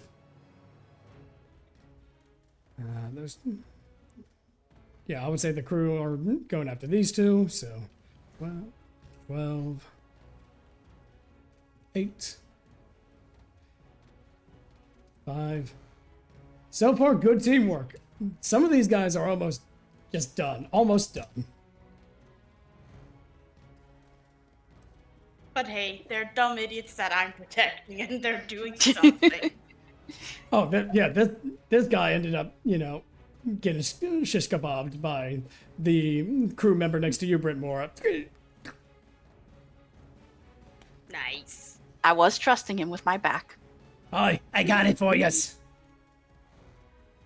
And now, let's see if these guys hit. That does. Okay, so these guys both hits.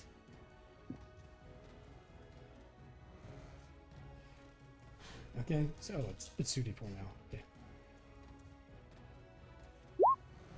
Okay. They both do 7 damage. That aura is still protecting the crew.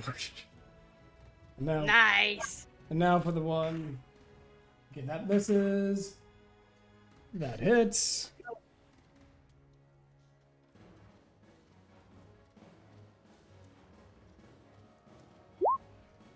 This crew member takes 8 damage, but he's going to get it back. And then just this guy here. Alright, that guy hits. Man, channeling that divinity is really helpful right now. Yeah. Oh, yeah, yeah. Again, the divinity is protecting this crew hell and high water. Alright.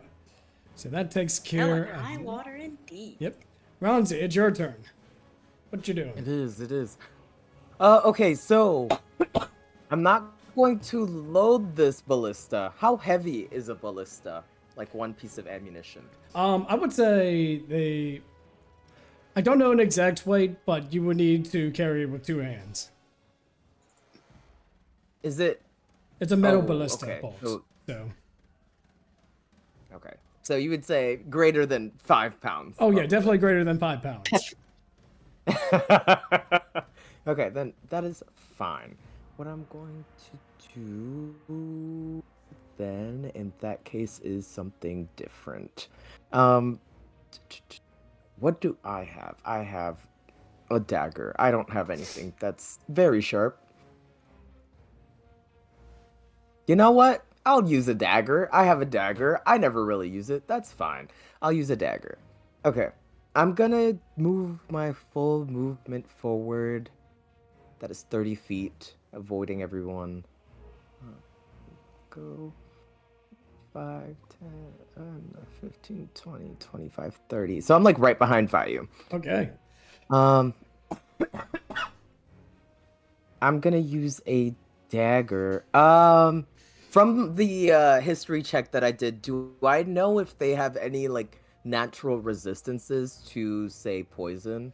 Let me see. I would say with that 18 from prior, you know that they do not have any resistances or vulnerabilities. And and there's really nothing that you know defensive wise that they have. They don't really have the best armor. They're pretty bulky, but the thing you gotta worry about for is their blood frenzy, as well as the buff that was just given by the Sanguine Prince. So you do know that blood frenzy, they'll have advantage on melee attack rolls against creatures that don't have its full HP. You can see why this is getting annoying for them with the Twilight Aura. Beautiful. Okay, so if I wanted to apply, I'm finally gonna take out a bottle of rat poison, the second unused bottle of rat poison. If I wanted to apply that to the dagger, would that be like an action or a bonus action? I would say it's a bonus action. You just pop the cork, you pour it on your dagger real quick. Oh, and then an additional Perfect. Okay. one. I think it's like 1d4 poison. Yeah. Okay. So 1d4 poison. And then I'm going to pull out an old trick. I'm just going to toss the dagger in the air and then cast catapult on it. And I'm going to aim for the Sogwin Prince. Nice. Go Very for nice. Nice. Cast that. It's a... Oh, whoops. That's just damage. But it's a Dex 15 save. All right, let me go ahead and roll that. He does have some pretty good dexterity. Because, you know... Okay. Big guy that can move around pretty well underwater. Maybe not so much on land, but let's see. I'm hoping. Nope, that's a 24. Damn. He sees that the dagger is there. He moves out of the way, and the dagger is embedded in the bookshelf behind. Wait, there's a bookshelf on the top of a ship? Yeah. Damn right. Yeah, right here. The captain has... Well, they're waterproof, but... Okay, good to know. Hey, the captain likes his literature too. Ronzi just kind of pouts, and then I guess that's his turn. All right. Agno did his turn out of Bronze. order, so Vayu, it is now your turn. My turn.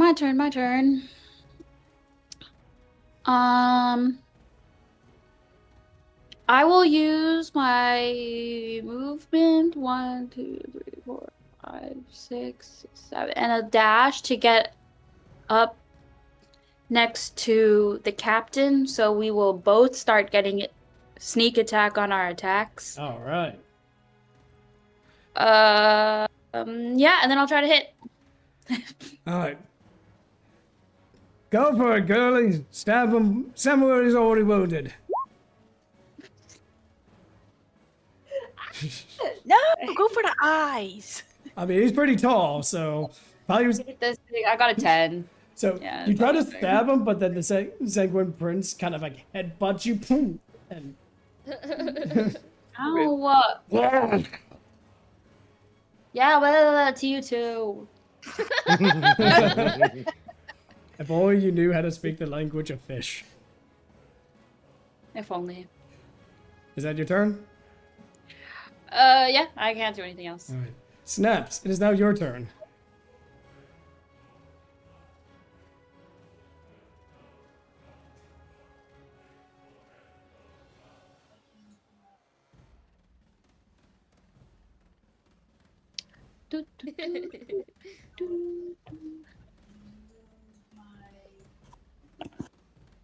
I hear them planning. We're good.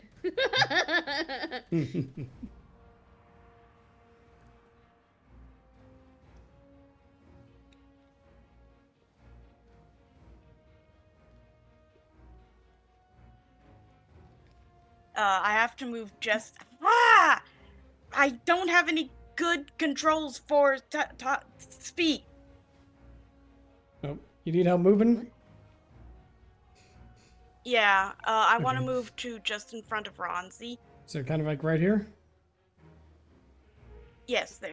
All right. And I'm gonna try and calculate if I can hit anyone in the front.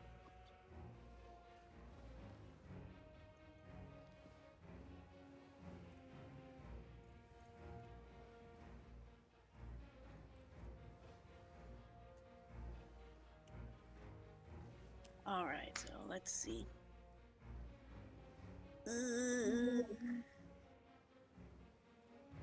That should keep my shield on the other guys, and... Okay, I don't think I can do concentration while having this up.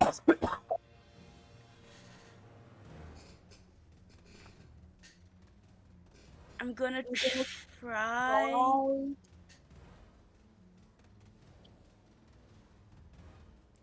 and do guiding bolt at the prince. All right, go for it.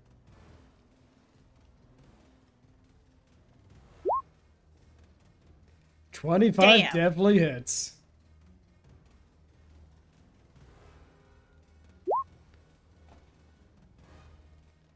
All right. Not the most impressive damage, but there. So you end up using your guiding bolt. You see the captain turn his head. He gets an idea. He takes his blade. You can see the light invigorate the blade, and then he slashes down at the Sanguine Prince. And you can see that the guiding bolt envelops him. Boom! The wounds are lighting up, almost like an arrow saying, "Hit here." Nice. All right. Is that your turn? Yeah, that'll be my turn. I'll have to start saving my slots now. All right. Brytmora, is that your turn? What you doing? Let's see. How's the big guy looking, like, health-wise? He's looking pretty bad, but he is still resilient. Okay, alright. Or you do mean the captain big guy? The prince.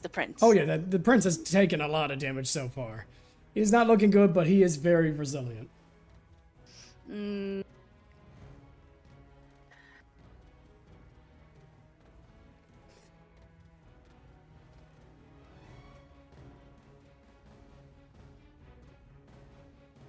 I'm trying to decide here. I'm going to cast Witch Bolt at him. All right. So, Oh, whoops. remind me what Witch Bolt does. Ignore that one. I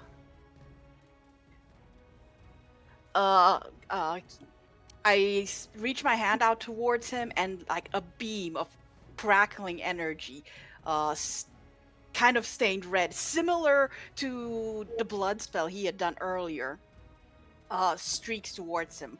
If it hits, he takes that roll I just did as lightning damage. Right. And it does damage in the future, but it has to hit first. I clicked the wrong button. Okay.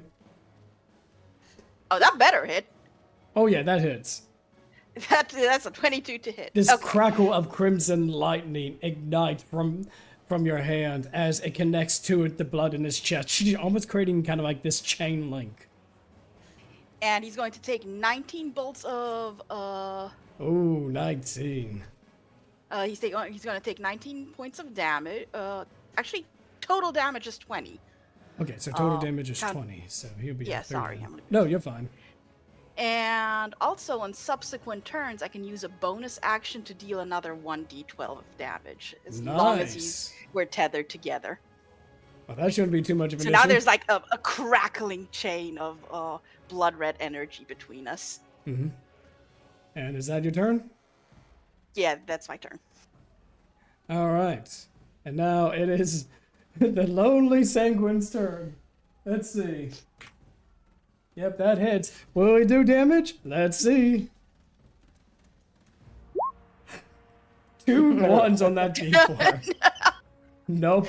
The crew member is just laughing at him. He is protected by God and everyone else, so he's not even worried. This is going great. And now Better than our last it is couple. the Sanguine Prince's turn. You could see him kneel almost as if he is conceding defeat, but you see him jump in the air, and I need Vayu. I need you to make a dexterity saving throw alongside the captain. Okay. Oh dear. Yeah, the captain fails. Oh god. Oh, I get a bonus to saves for dexterity. Ish. Yeah, I don't have any reaction. I got a 9. So both you and the captain both take 36 points of damage and are pushed back 10 feet. Holy shit. Oh, let me see. The captain didn't go overboard, did he? No, like pushed back, so Oh, he's okay. like down the stairs okay. essentially. Oh, So, okay. Whew, whew. I got nervous for a second. Wait a minute. 9 points. There we go. I'll move him up one. There we go. So both of you land on the stairs as you take 9 points of damage, and then the prince is going to jump down and take a look at his own men. He's going to use a bonus action to consume his own guy, taking the remaining of his life. Oh my god. You see him eat, Gorgeous. and the blood is Gorgeous. healing up his wounds. So he's now sitting at 15 HP. For fuck's sake, bro. That was too metal. I love it. I love it. And now Does is he the wanna be captain.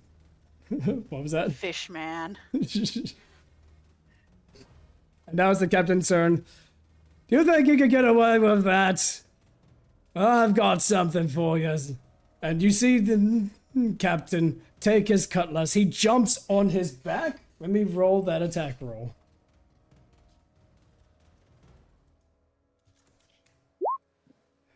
Okay, he jumps on his back, but then the prince kind of just takes his elbow. He just kind of knocks him off. The captain is also going to go ahead and pop a potion. So let's see. So it's 2d4 plus 2. He heals for 6. Okay, not exactly the way I wanted it to go. Now it's the crew's turn. The crew's turn. Let's go. A crew, the currently most 9 healthy people damage. here. Pretty much.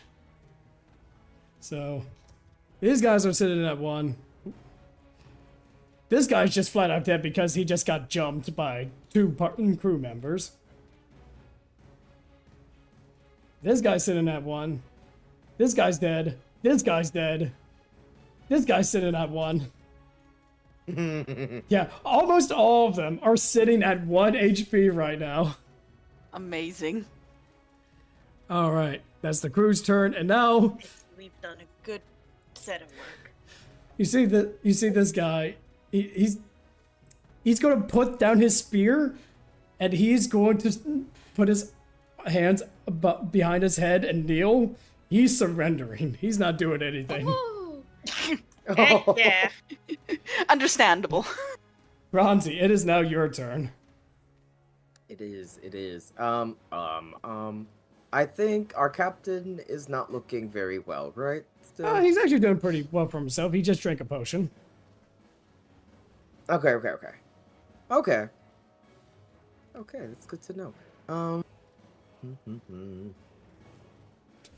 And then there are 3, I guess, on our side of the ship. There's 3 Yep, left. there's three left. Yep. Okay. But not, which one gave up? It's not one of these. It's this one three, right is it? here. I'll go ahead and mark him with a X. This guy gave up. Oh, okay, cool. I think I'll just go ahead and finish one of them off. I mean, it's literally just like a 1 HP, right? Yeah, like almost all of them, if not, yeah, all of them are at 1 HP, with the exception of the prince. I wish I could I wish I had a multi-attack. I think I'm just gonna walk up to one of them and deck them. Go for Literally.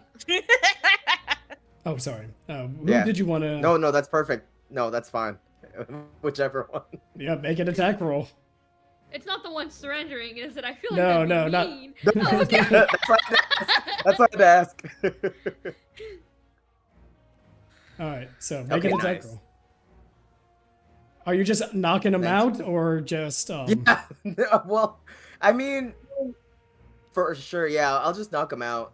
All right, so he is currently knocked the heck out. It's not my ship. I'm not gonna just go and kill people. Are you really not going to? No, I'm kidding. Not his ship, not his lizards. Yeah. Well, no, that's Vayu's lizard. Never mind, ignore me. I was like, the only lizard's at his. No, that thing bites him. He's like, I don't fucking own that thing. All right, is that your turn, Ronzi? Yeah, that's it. All right, Vayu, it's your turn. What do you do? My turn.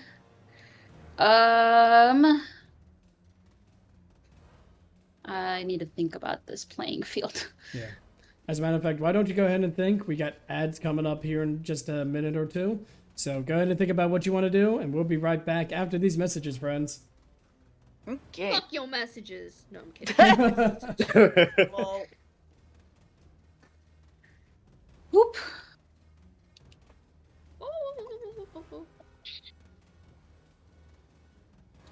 We basically just have to fight the big guy now, right? That's it. Mhm. If these guys are smart, they'd all surrender. but I'm not the one Right? in charge. This leader just ate one of them, and they're like, "Oof! Wait, if we don't die to them, we're gonna die to him. So either way, we die. So surrender! We surrender!" We surrender.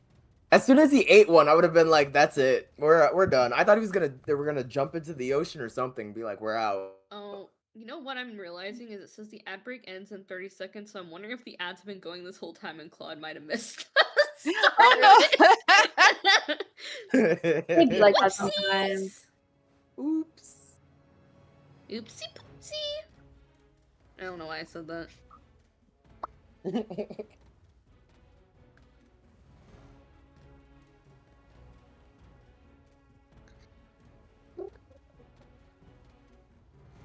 I need to get like a sword or something. That's my next. You need a dagger, it'll be a sword for you. You'll be fine. Wow. Just dismissed. You can have a dagger. A sword's gonna be too big for you, buddy. I didn't even think about that, but honestly, yeah, probably. I'm gonna take that poison dagger out of the box. I'm back. Welcome Hello, back. Welcome back. Man, good Ronzi battle. wants a sword. I told him he can't have a sword. He has to have a dagger because the sword's gonna be too big for him, and dagger's gonna be sword shaped for him. It's a short joke. Well, yeah, I get that, but if the dagger is a sword, then a fork is a dagger. To Ronzi, yes. Yeah, that's what I'm saying. That's what I'm saying. So a fork might be more appropriate. But he wants a sword, Claude, not a dagger. Oh, but in excuse order me. to be, yeah. That's why I was saying, like, if you want a sword, you get a dagger because it's gonna be sword shaped for you. You know, watch Ronzi end up getting like this big great sword that is 2 times his height at the end of the campaign. He ain't Have got to the be strength strong to lift enough to that. Are carry you it. shitting me? Yeah. Well, I mean, there are ways of wielding large weapons without needing strength, funny enough. I do think, though, if he did get that, he would have someone else carry it for him. Yeah. Using his intelligence instead of his strength. I know I was planning on having my mousekin, whenever I did play them, wield Goliath's kitchen meat cleaver as Nice. a barbarian. Very nice.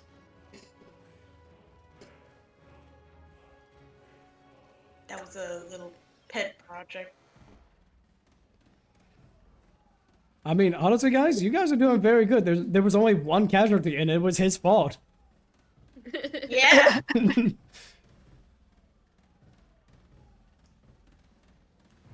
mean, I'm trying to think. I don't think any of these guys got wounded. Yeah, none of the crew from the back got wounded. And the guys that Even did when get hit... Yeah, that temp HP. That temp HP really carrying, though. Yeah. It really was.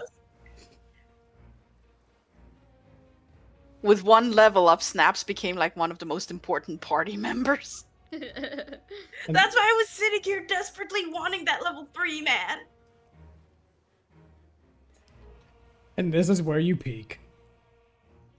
Really? Wow, rude. I do want you to know the ad break is over. I think you might have thought is it? Yeah, I think you might have okay. thought the timer was a start for an ad break, and it was actually already in ads. We've been out of ads for a good, 2 minutes now. I did not know that. I thought it was still going on, and I was just waiting. Okay, never mind. So, hey, we're back with it. So, Vayu, have you thought about what you wanted to do? Yes, I have. I have done that. I think I'm going to just aim at the big guy. I need to double check this one. Okay. Do we know if anything about if it's weaker to fire damage or not? I would say with the prince, you don't know much of anything about him outside of what Ronzi might have shouted out. Well, I want to cast Firebolt, but I don't want to get the ship on fire. Yep, a wooden ship would not do so very well with fire, huh? All right, returning Especially a lands. magical fire. We'll just do the same returning lands then. All right, go for it. 12. You go to toss it, and then he takes the ballista bolt that he's still holding on. He just knocks it out of the air. Rude. Vayu is a little bit upset by this, by missing the last three attempts. Hang on, Vayu. I forgot. Guiding bolt is still in effect. So roll with advantage. Woo! And because it is with advantage, and you're using a dex weapon, you get sneak attack with this. I got a dirty 20. Okay. Yes. Roll your damage with sneak attack now, because you're hitting with advantage with a finesse weapon. Very nice, very nice. Thank you, thank you.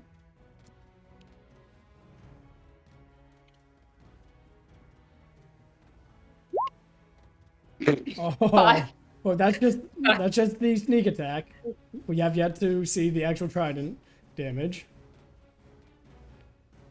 No, that is. It's 1d6 for the trident and 1d6 for sneak attack right now. We're low level. I don't have a higher sneak attack. Oh, okay. Well, you go to toss it. 5. He tries to knock it away, but he ends up cutting his arm. He's sitting at 10 HP right now.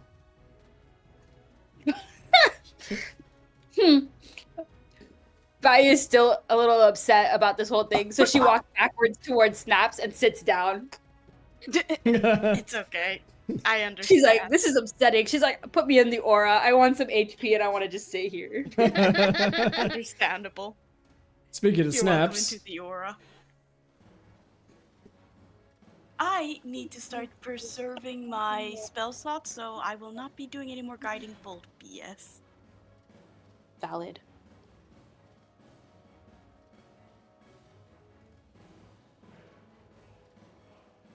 So I think my best bet would be to try and... Oh dear. Oh dear.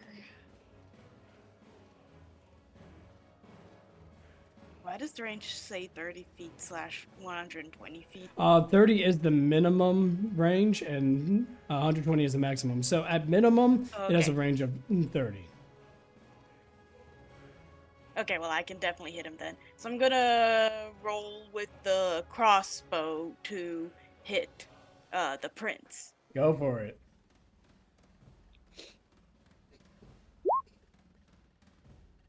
Ten. You end up firing the crossbow bolt, and then he just knocks it away with the ballista bolt. He loves using that thing.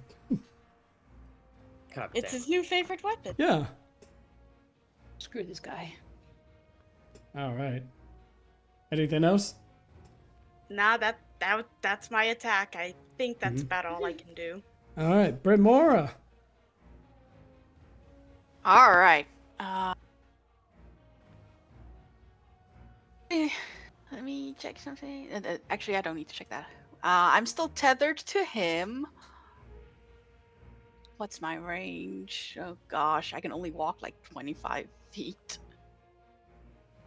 Everyone else is out of range, which is lucky for them. This guy is still moving around here and hasn't laid down his weapons yet. So I want to walk up to him, and seeing that we're apparently taking them alive, I'm going to use my gauntlets to do... I'm not going to activate the fire spell on them. Just non-lethal unarmed attack. Yeah. All right, roll to hit. All right, that's 17 to hit.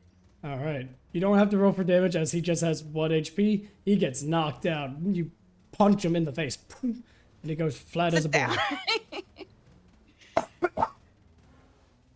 Which means I'm further away from everyone else where I want to be.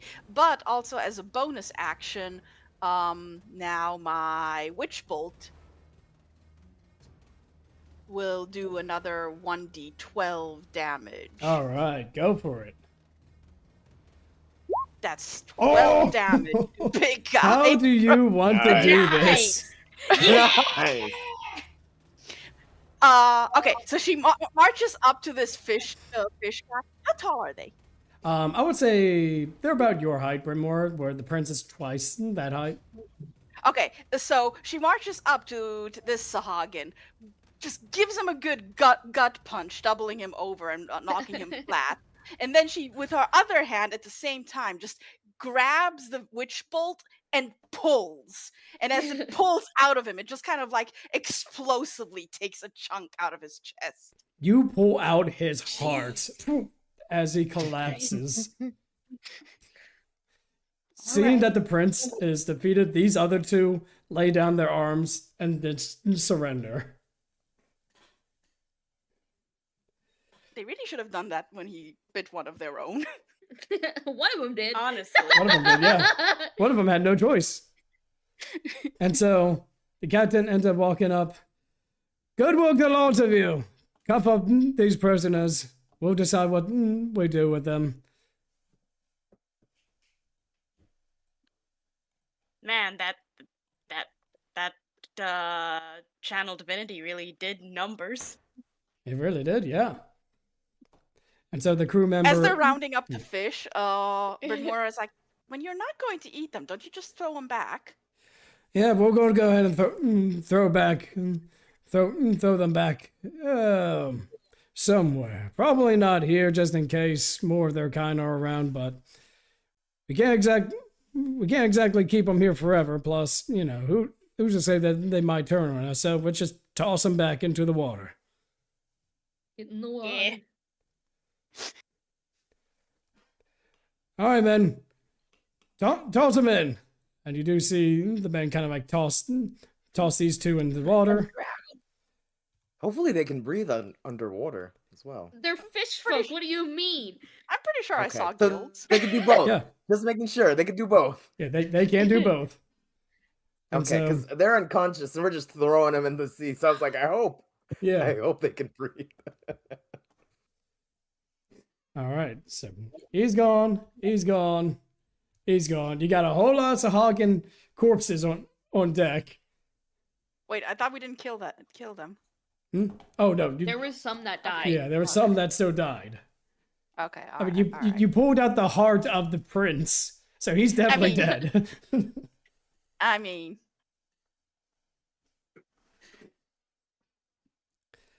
should we throw the prince's body back and wrap a warning around him or something?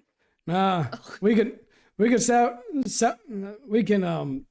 use some of this tea for some projects. Maybe we'll use its scales for something. I know that sounds. Oh, way so they worse. can have scales and other people can. He gets confused at Yeah. that comment. What do you mean by that? Well, Ronzi said that they'd be against us because we had scales. Mm-hmm. They're scaleless. Oh, yeah. They don't like reptilian folk. Yeah, they don't like lizard But- folk like I and the rest of the crew here. I don't think they so much were attacking you as they were attacking us. Right. And then Ronzi kind of squints and like leans over and whispers to I guess the group, a dragon's a lizard, right? Yeah. I They thought look so. like one. Like big ones. And then like birds are kind of like half reptilian, right? They're kind of like dinosaurs too. Saw comes out of the barrel. Yeah, we showed them. Yeah, sounds good. We did. Yeah, we did such a fine job. Yeah. So good. And so, if any of you wants to salvage anything from the prince, you can. Otherwise, the captain's going to keep it.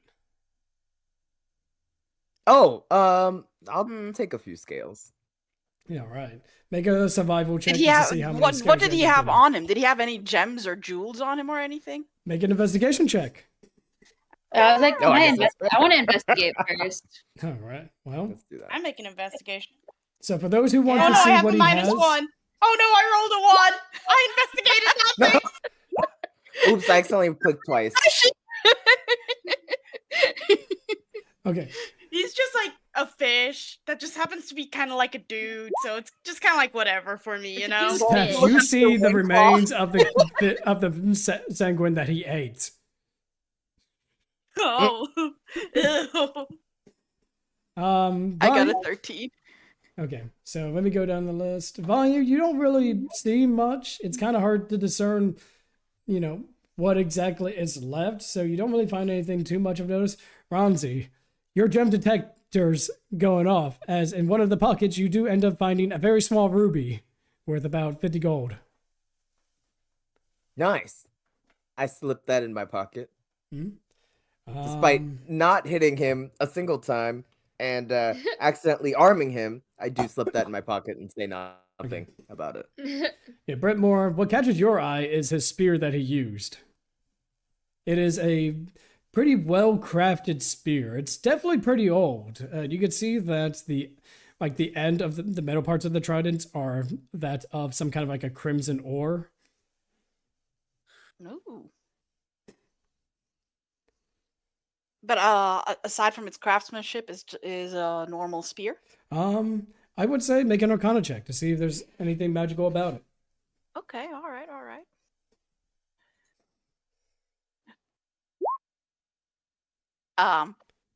It just looks like a spear, man. It's very it looks like a very primitive spear. Okay. Can I do something very experimental? Sure, go for it.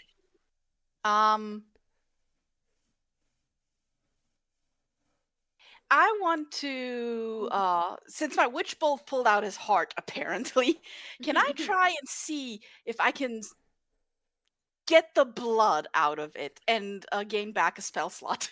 Oh yeah, it's slightly beating. It's still like you can tell that it's not doing very well being outside the body, but it does. It is getting hit with lightnings, with electricity. So yeah, it is pretty fried, but you do manage to salvage some blood from it. Do I get a spell slot back? That was the goal. Yes, you do get a spell slot back. Yay! I got one spell slot. As you do absorb the blood of the Sanguine Prince.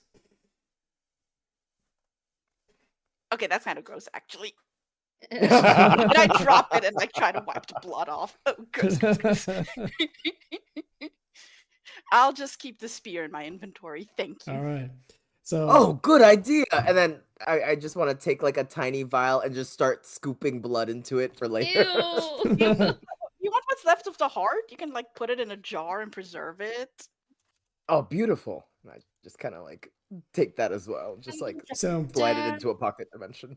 So Brytmora, let me go ahead and tell you the name of this spear. I think you'll love it. It's Boo-All's spear. Boo-All. B-O. Boo-All's spear. Oh my god, I love it. Yes, I do in fact love it. I have to get this investigated by someone smarter in magic than me. Hey Snaps, can you tell anything about this thing? Holds up a very bloody spear.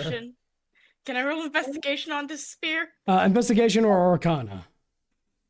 I'd rather Arcana.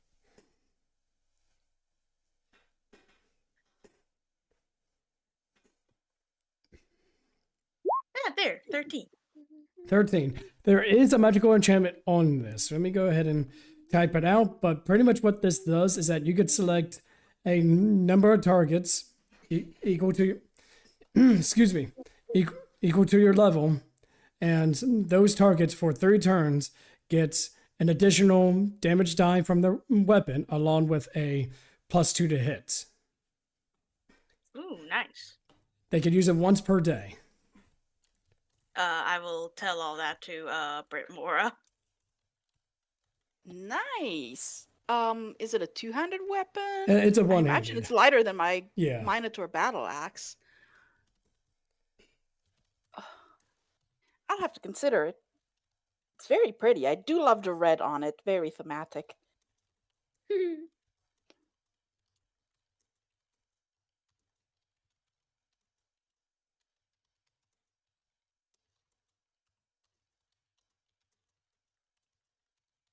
There we go. I've told you all I know.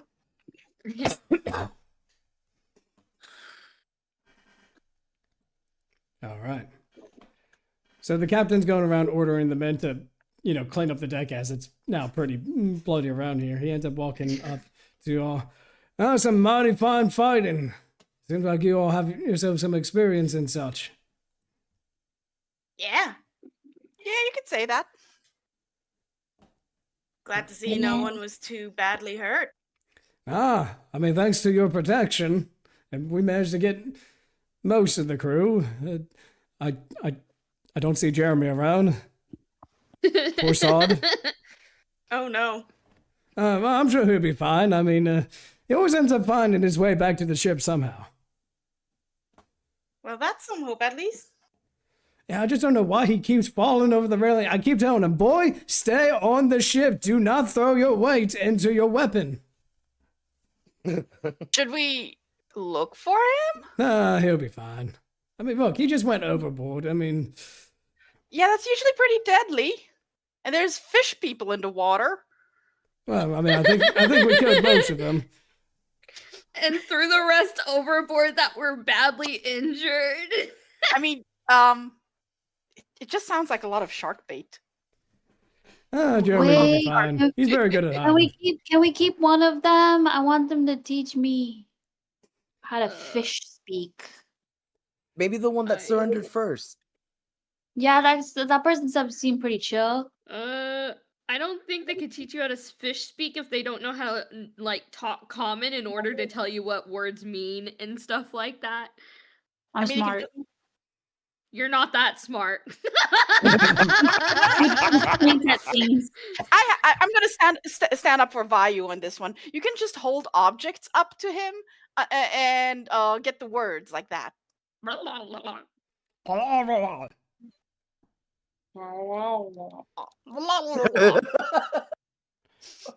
So this will take like a year. Oh yeah, it would take so long to know every word in existence. You would have to teach him common first, and then cultural exchange. We teach each other. I teach them common. They teach me fish speak. It'll be fine. He can be the new prince by the end. That maybe they didn't want to learn common. No. I'll teach him Draconic then.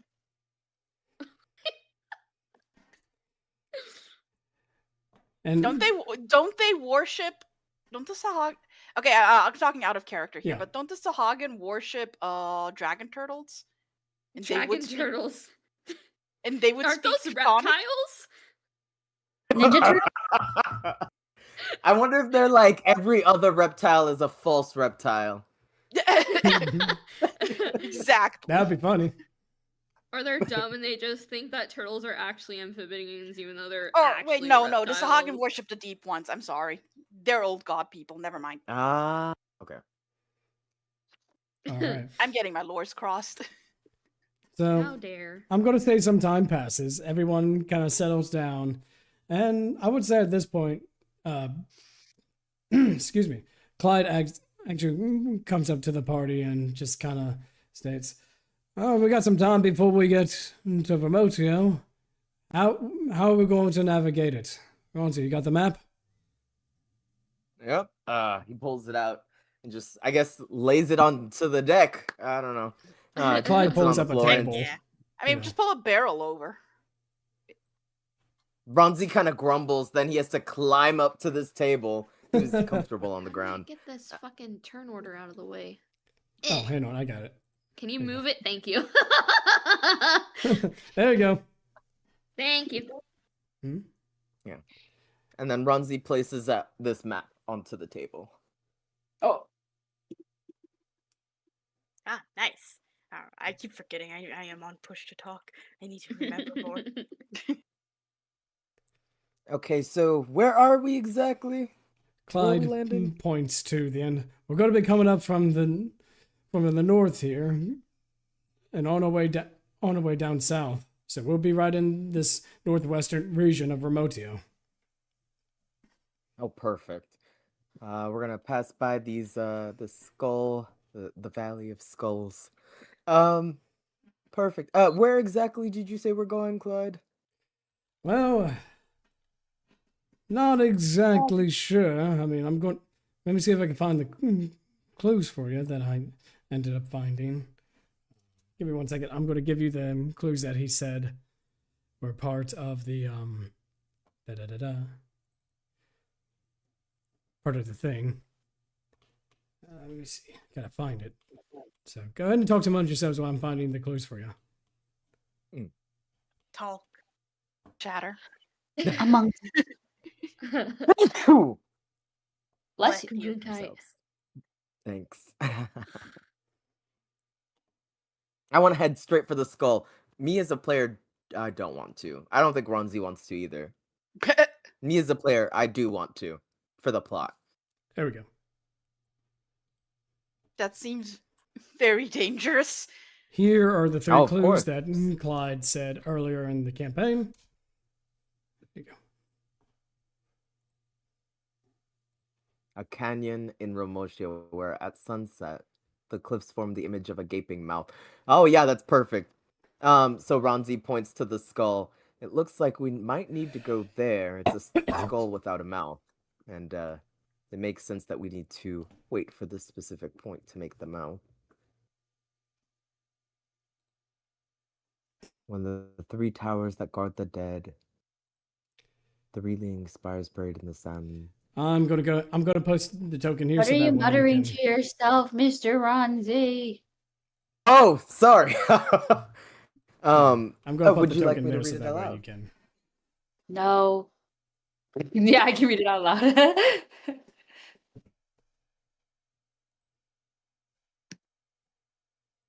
Mr. Ronzi can read now. Oh, okay. No, I'm just kidding. Okay. Let's see. When the sun sleeps in the mouth of the canyon, that's a riddle pointing to the canyon in blah, blah, blah, where at sunset the cliffs form the image of a gaping mouth. And then Ronzi points to, like, on the map, it seems to be a skull, and I think it's there. Okay.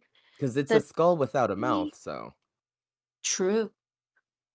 The three towers that guard the dead. Faded sketches show three leaning spires buried in sand. Legends say Skylar hid her vault beneath them. Leaning spires? 3? We might need to be closer to see it. I don't quite see it from the map. Three Yeah. leaning spires. How long will it take us to get there? So, for brevity as the DM, each square is about 5 miles. So, considering how fast the ship can move, it can move at least 120 miles on average per day, 24 hours. So, it's going to take some time to get to point A to point B. Can we just mark a long rest for now? Yeah, I would say right now you guys get a long rest. This is part of the rest before you get to Remotio. Yay. Okay, and the third one, before we figure out the spire part, is the Storm's Eye Watches, an ancient magical storm in the center of the desert. Locals claim it never moves and was created to guard something important. I guess that one someone will tell us, right? I feel like I it'll be think very Ronzi. Yeah, I think Ronzi shares a look with Clyde as people who were on the same crew before. Yeah, I think this we is a know. pretty dangerous Probably storm. exactly. I guess is it the one with the ghost swirling around in circles? I don't think we've even traveled in there before. Oh, really? We mostly stuck close to the bottom of Remotio, closer towards the port town here. And he points to the bottom left-hand portion of the map.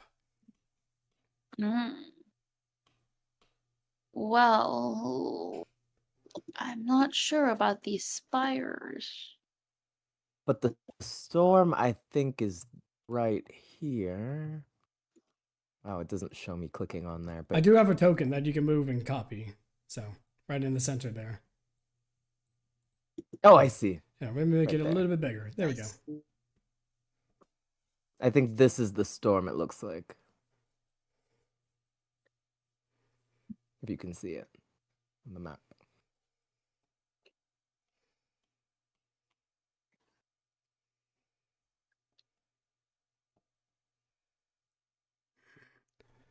But the spires, leaning spires. I mean, there's plenty of spires throughout this map, but leaning? I feel like to the right, there has to be some leaning spires there. There's just so many bundled Yeah. together. Mhm. That's just what makes sense to me. I guess we're Somewhere looking over for. here. Yeah. Yeah.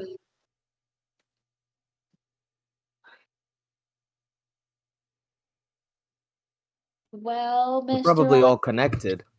tell you. Unless it's being very creative about what it's calling a spire, but I don't. It doesn't feel like that, does it? No.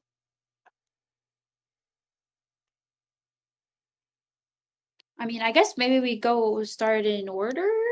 Number 1.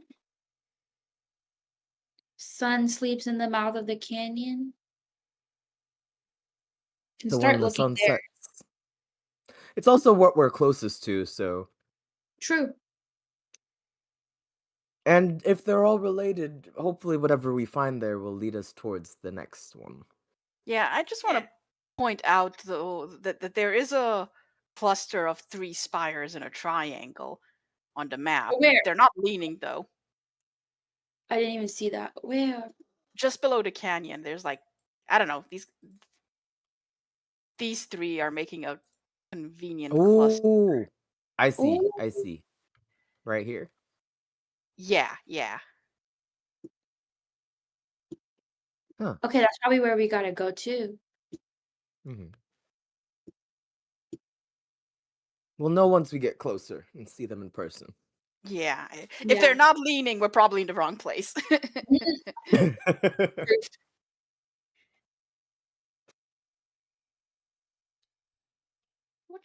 Well, does anyone know a good sea story? And then Ronzi just kind of like, yeah, I mean, there's not much left to do. He has a I cup feel of like meat in his hands already. Remember, like you'd Ronzi, be we the ought expert on to be that. careful of some of the dangers that are in the sands, not just other crews, but also the monstrosities that lie beneath the sand too. Antlions, the bronze dragon you antagonized, the whole works. Oh, I heard Yep. of worms, giant worms. Oh, yeah, purple worms. We have to steer clear of them. Oh. Yay! What's this about a If you bronze get inside- dragon that Ronzi antagonized? Oh, not necessarily like starting a fight, but you know, years and the- years ago, when Ronzi and I were part of a crew, we were attacked by a bronze dragon. And, well, I believe I mentioned this when we met previously, but Ronzi ended up taking a blunderbuss and shot it right in its eye. It spilled my meat. Yeah, I remember that story. I do, but it is kind of strange that a bronze dragon attacked. I thought they liked more humanoid folk. Yeah, I thought they was friendly types. If the dragon's shiny, it's Ronzi supposed to be friendly. antagonized them, I guess, from the sounds of it. Ronzi's nose is just up in the air. It spilled my meat. It was very special import. It's not the stuff we have on the ship. It was rare. Point being is, we Deserved ought what to be got. on the lookout for that bronze dragon, should it might want to make a surprising return. What are the odds that it remembers us? Well, I think you're pretty easy to remember there, old chap. Nah, everyone thinks I'm a baby. You wouldn't be, he wouldn't think I'm still the same size and everything. Being a nominal. He thinks dragons are stupid. Yeah, I'm pretty sure dragons Just are overgrown more- lizards. I mean, look at Sawtooth over there. He's Look at stupid. right there. What? I thought my name. No, it Nope, must be- nothing. Okay, must be the way. Sawtooth. If Yeah, someone yeah. hit a dragon in the eye, would it forget them? Oh, eventually? absolutely not. Dragons remember every single detail of every single encounter within their life.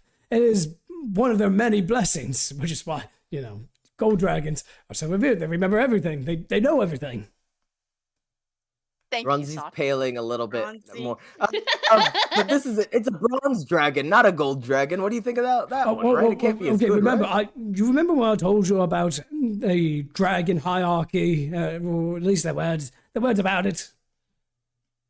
So you got the, okay, I'm going to put this in coloring stones terms for you, Ronzi. Okay, listen. He's calling you stupid. So you got the colorful dragons, red, blue, green, gold. No, not gold. Wait a minute. Red, blue, green, etc., etc. The color dragons, they're the most common and the bottom of the barrel. You see? And then you got the deified dragons. You got the metallic dragons: bronze, silver, gold. Bronze is at that bottom of that tier. Just a step above the colored scale dragons, but not so much as revered as Lady Vayu here. Ronzi looks way skeptical.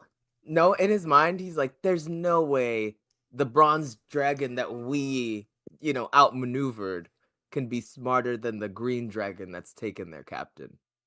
So he's just kind of like, okay. Now, don't be mistaken. I'm not saying that the bronze dragons will be stronger or more intelligent than the, bronze, silver, whatever. I'm just saying that they're more revered as deities among our culture. You get what I mean? I was about to say, I can't imagine a red dragon accepting any idea that they're lesser than any other type of dragon. That's why most red dragons tend to stay away from other types of scale folk. So. Understood. And that's why I got away from them, because I don't want to be part of the fire ire. Okay. Well, I wouldn't worry too much, right? We did it one time. You don't have a spare blunderbuss, do you? We got plenty. Again, the captain goes, we got plenty of guns here. We got blunderbuss. We've got pistols. We've got, I think those are the two most used that we have. Yes. Yeah. See, we'll be fine. We'll be all right. How secure is this wood, do you think? I mean, this ship has been around for a whole time. It's helped me through many a sail. So I'm certain that this ship is very durable, provided we don't get into a hefty battle against a much larger vessel.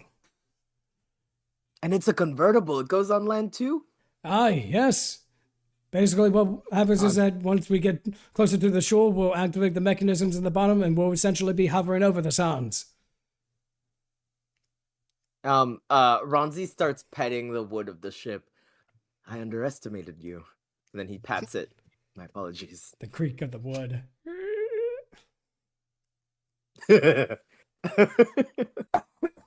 Snaps kind of like stiddles up to Sawtooth and is like, so what are the chances if you were to be able to speak Draconic, you could convince a dragon not to murderate everyone associated with someone who pissed them off? Okay, well, here's the thing. First and foremost, we're going to need the person that did the wrongful doing, okay? And then we're going to need to convince them that they are sorry for their actions, and then there needs to be some kind of compensation, whether it be a favor or, I guess in my previous master's case, gold, money, whatever. But that's a red dragon. Bronze dragons are different. I don't know much about bronze dragons in particular, so we'll have to play it by ear. Gotcha. Ronzi, can you pretend to be very sorry? Nope. There that goes. Aye. Bastard spilled my mead. It's a rare brew. And he goes off on his pirate again. Yeah. The only other thing I can think of is maybe, in terms of value, since you're a gold dragon, my lady, maybe you might be able to persuade the dragon herself or itself. Yes. Maybe. Glad I asked a question in the chat. Oh, yeah. Sorry. Give me a second. Before I say anything. Yes. Go for it. Okay. Well, I guess we do have this book from Judas, which I do now need to get waterproof, which is a thing the ship can do, apparently. Well, I guess we're not surrounded by sand, but, she said there's like this whole stuff we need to learn about how dragons act and do and all of that, and she didn't have time to explain it to me, so she gave me a book. So I can probably read on it and see how to deal with dragons that have been pissed off by a little halfling. I would like to read along with you, Vayu. I don't actually know. I'm not the best at common reading. I think the book's in Draconic since I said I can. It's in both understand. Common and Draconic. Oh, there you Cool. go. I learned how to read in Draconic so I can actually read it. Hell yeah. Cool. You, me, Sawtooth can all read it and figure out how to make sure we don't die if we encounter a dragon. Yeah. Let me know if you find anything interesting. I think the Like main how to kill a thing dragon. No, I think the main thing we'll find is you probably need to not talk. Unless you're begging for forgiveness. Yeah. I think I'll stand hiding in the him is back. a good idea. Ooh, I'll that stay does on the sound like ship. a good idea. That does sound like a good idea. He can fit in one of these barrels. Wasn't someone like Sawtooth had a good hiding spot in a barrel? Yeah. Yeah, it's a very comfortable barrel if you wish to use it, my lady. Oh, I'm okay. We might have to stuff Ronzi in there, though. Oh, may I? Sure. But As long as it's not empty. Sawtooth, when we were getting attacked, where were you? I was doing my best to observe the situation that was here, you said, and I was making sure that I would come out at the right moment to assist all of you. But it looks like you got it handled, especially you, Snaps, with the stars and everything. Ah, thank you, Sawtooth. Mm-hmm. Suck up. Sawtooth, from now on, you can hang with me and help me out. Yes, my lady. Don't worry, I'm creating a little pocket in my jacket that you can fit in. Oh, that would be so bigger wonderful. than Thank that. you. It's a big pocket. Oh, big pocket. It's literally just from her armpit down to her hip size pocket. But Ooh. it's aren't kobolds are he and Ronzi are about the same size. And Ronzi, Ronzi you literally need to just sat on, literally was standing on my back like a little child the whole time. No, Ronzi, you need to make another one of those backpacks. Stand. I could do for that. Sawtooth. So, Oh yeah. Clyde chimes Oh, in. for Sawtooth, never mind. I can't do that. I'm sorry. We don't have the materials. So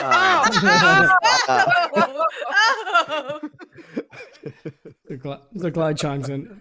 All right, but before we get too off track now, so we do need a plan once we get there. It seems though this seems like a very old map. Who's to say that some of these areas might still be around? But my suggestion is maybe go towards one of these two towns that are here. Either this one here. Oh, okay, I didn't mean to. I was trying to do a circle, not whatever that was. All right.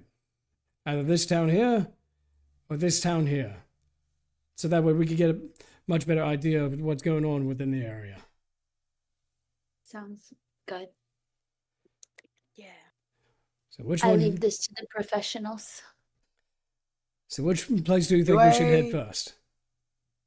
Can I do a history check so I could see if we have a vibe of the two? Well, one, we're from here, so I want to know if we've pissed off anybody from either of those two locations. And if any of the towns have a reputation. Yeah.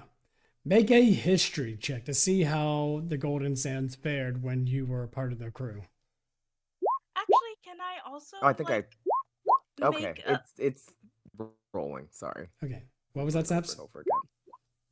Yeah, I was gonna suggest, could I make a check to see if one of my family members has any distant connection to selling into any one of these places? Go for it. What check would that be? Make a history check as well. Okay.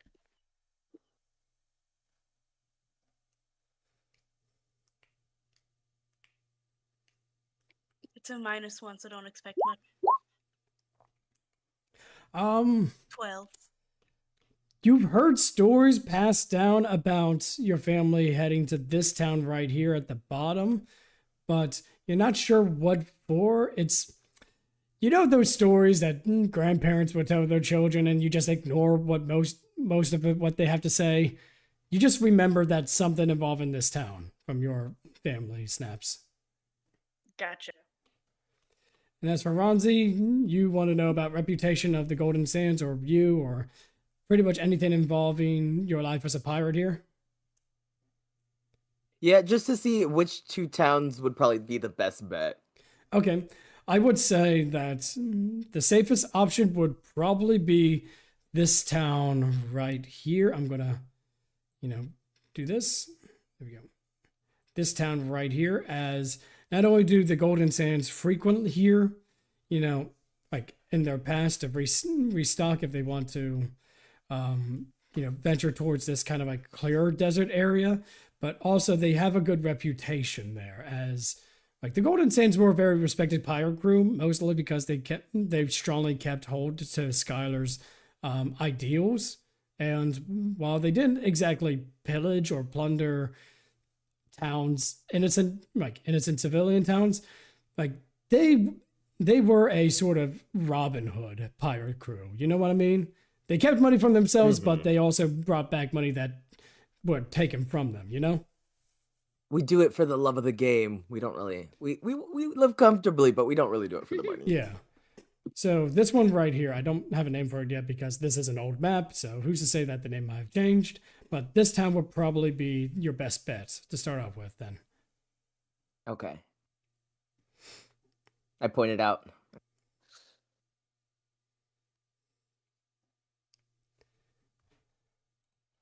Let's go there. So we're going there. Let's go there. Yeah. Yeah, I guess. All right. Had some fun times. I mean, Ronzi is our path maker here. I defer to Ronzi. I Think. don't know much about the bottom town. What little No, they stories have some pretty good bars there. They're close to the ocean, the sea inlets. Pretty good for trade, restocking. Do we have to fight people? Only if you get too drunk. Try not to. I like the bars. Oh there. no, Ronzi, you're gonna have to stay on the ship then. Yeah. The only other problem I see, Clyde speaks up, is we don't know if there are any other pirate crews that have risen since we left, Ronzi. So we also got to be wary of that. That's true. But don't tell me you're afraid. I was starting to worry that you might chicken out again. He did that a lot. I was gonna say I'd never do that, but actually I do that quite frequently. But live to fight another day. Aye, I suppose that is. But maybe you should, protect your crew over the mead for a change. Mm-hmm. It's tied together. Mead, crew. It's all the same. Protect the ship. That's where all the meat is. I suppose that's one way to look at it. You don't really change much, have you? It's really good to be on a ship with you again. Aye, same here. How long has it been since we were part of the Golden Sands? A few years, right? It was just yesterday. Doesn't feel like yesterday, that's for sure. But it's good to be back. Just, try not to get us into any more trouble now. Don't worry. I'll keep an eye out. All right. And so I would say at this point, the crew ends up, not the crew, but you all end up sailing into the the territory of Remotu, as you do see the land go from solid ground to more shifting sand out into the distance as the sun peers overhead. Your new adventure starts next time in Remotio. Yeah. Exciting. Welcome to the next arc, A Pirate's Life for Me. Ready. Whee! Pirates, pirates. Pirates. We're gonna get in so much trouble. Yes, just so you know. will. So much. If Ronzi has a And it's navigator, good what could thing go I got wrong? that channel divinity. Yes. Divine Divinity is a game. Yeah. That is true. Yeah, sadly, this isn't Divinity Original Sin. Mm-hmm. Next campaign. Maybe. We'll think about it. But all right. This is where we're going to head and end it for tonight. I want to thank each and every one of you for joining us here today for this. The next game. How does everyone feel about the 20th? I know that's coming close to Christmas time if you celebrate it, or 20th. yeah, the 20th. Should work for me. It worked Let for me me. check my schedule. Yeah. Yeah, it should work. Okay.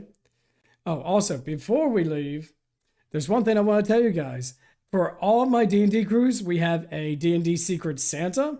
So, Oh yeah, we did that like at the beginning. God, it's been a year. Yeah. Oh, it's been a year? Yeah, no, it's been Yeah, a year because we since we started started with the out. Secret Santa. We did. Yeah, so you remember. So throughout this month, I want you to think about, what you could make. I'm going to send out the names for your person here soon.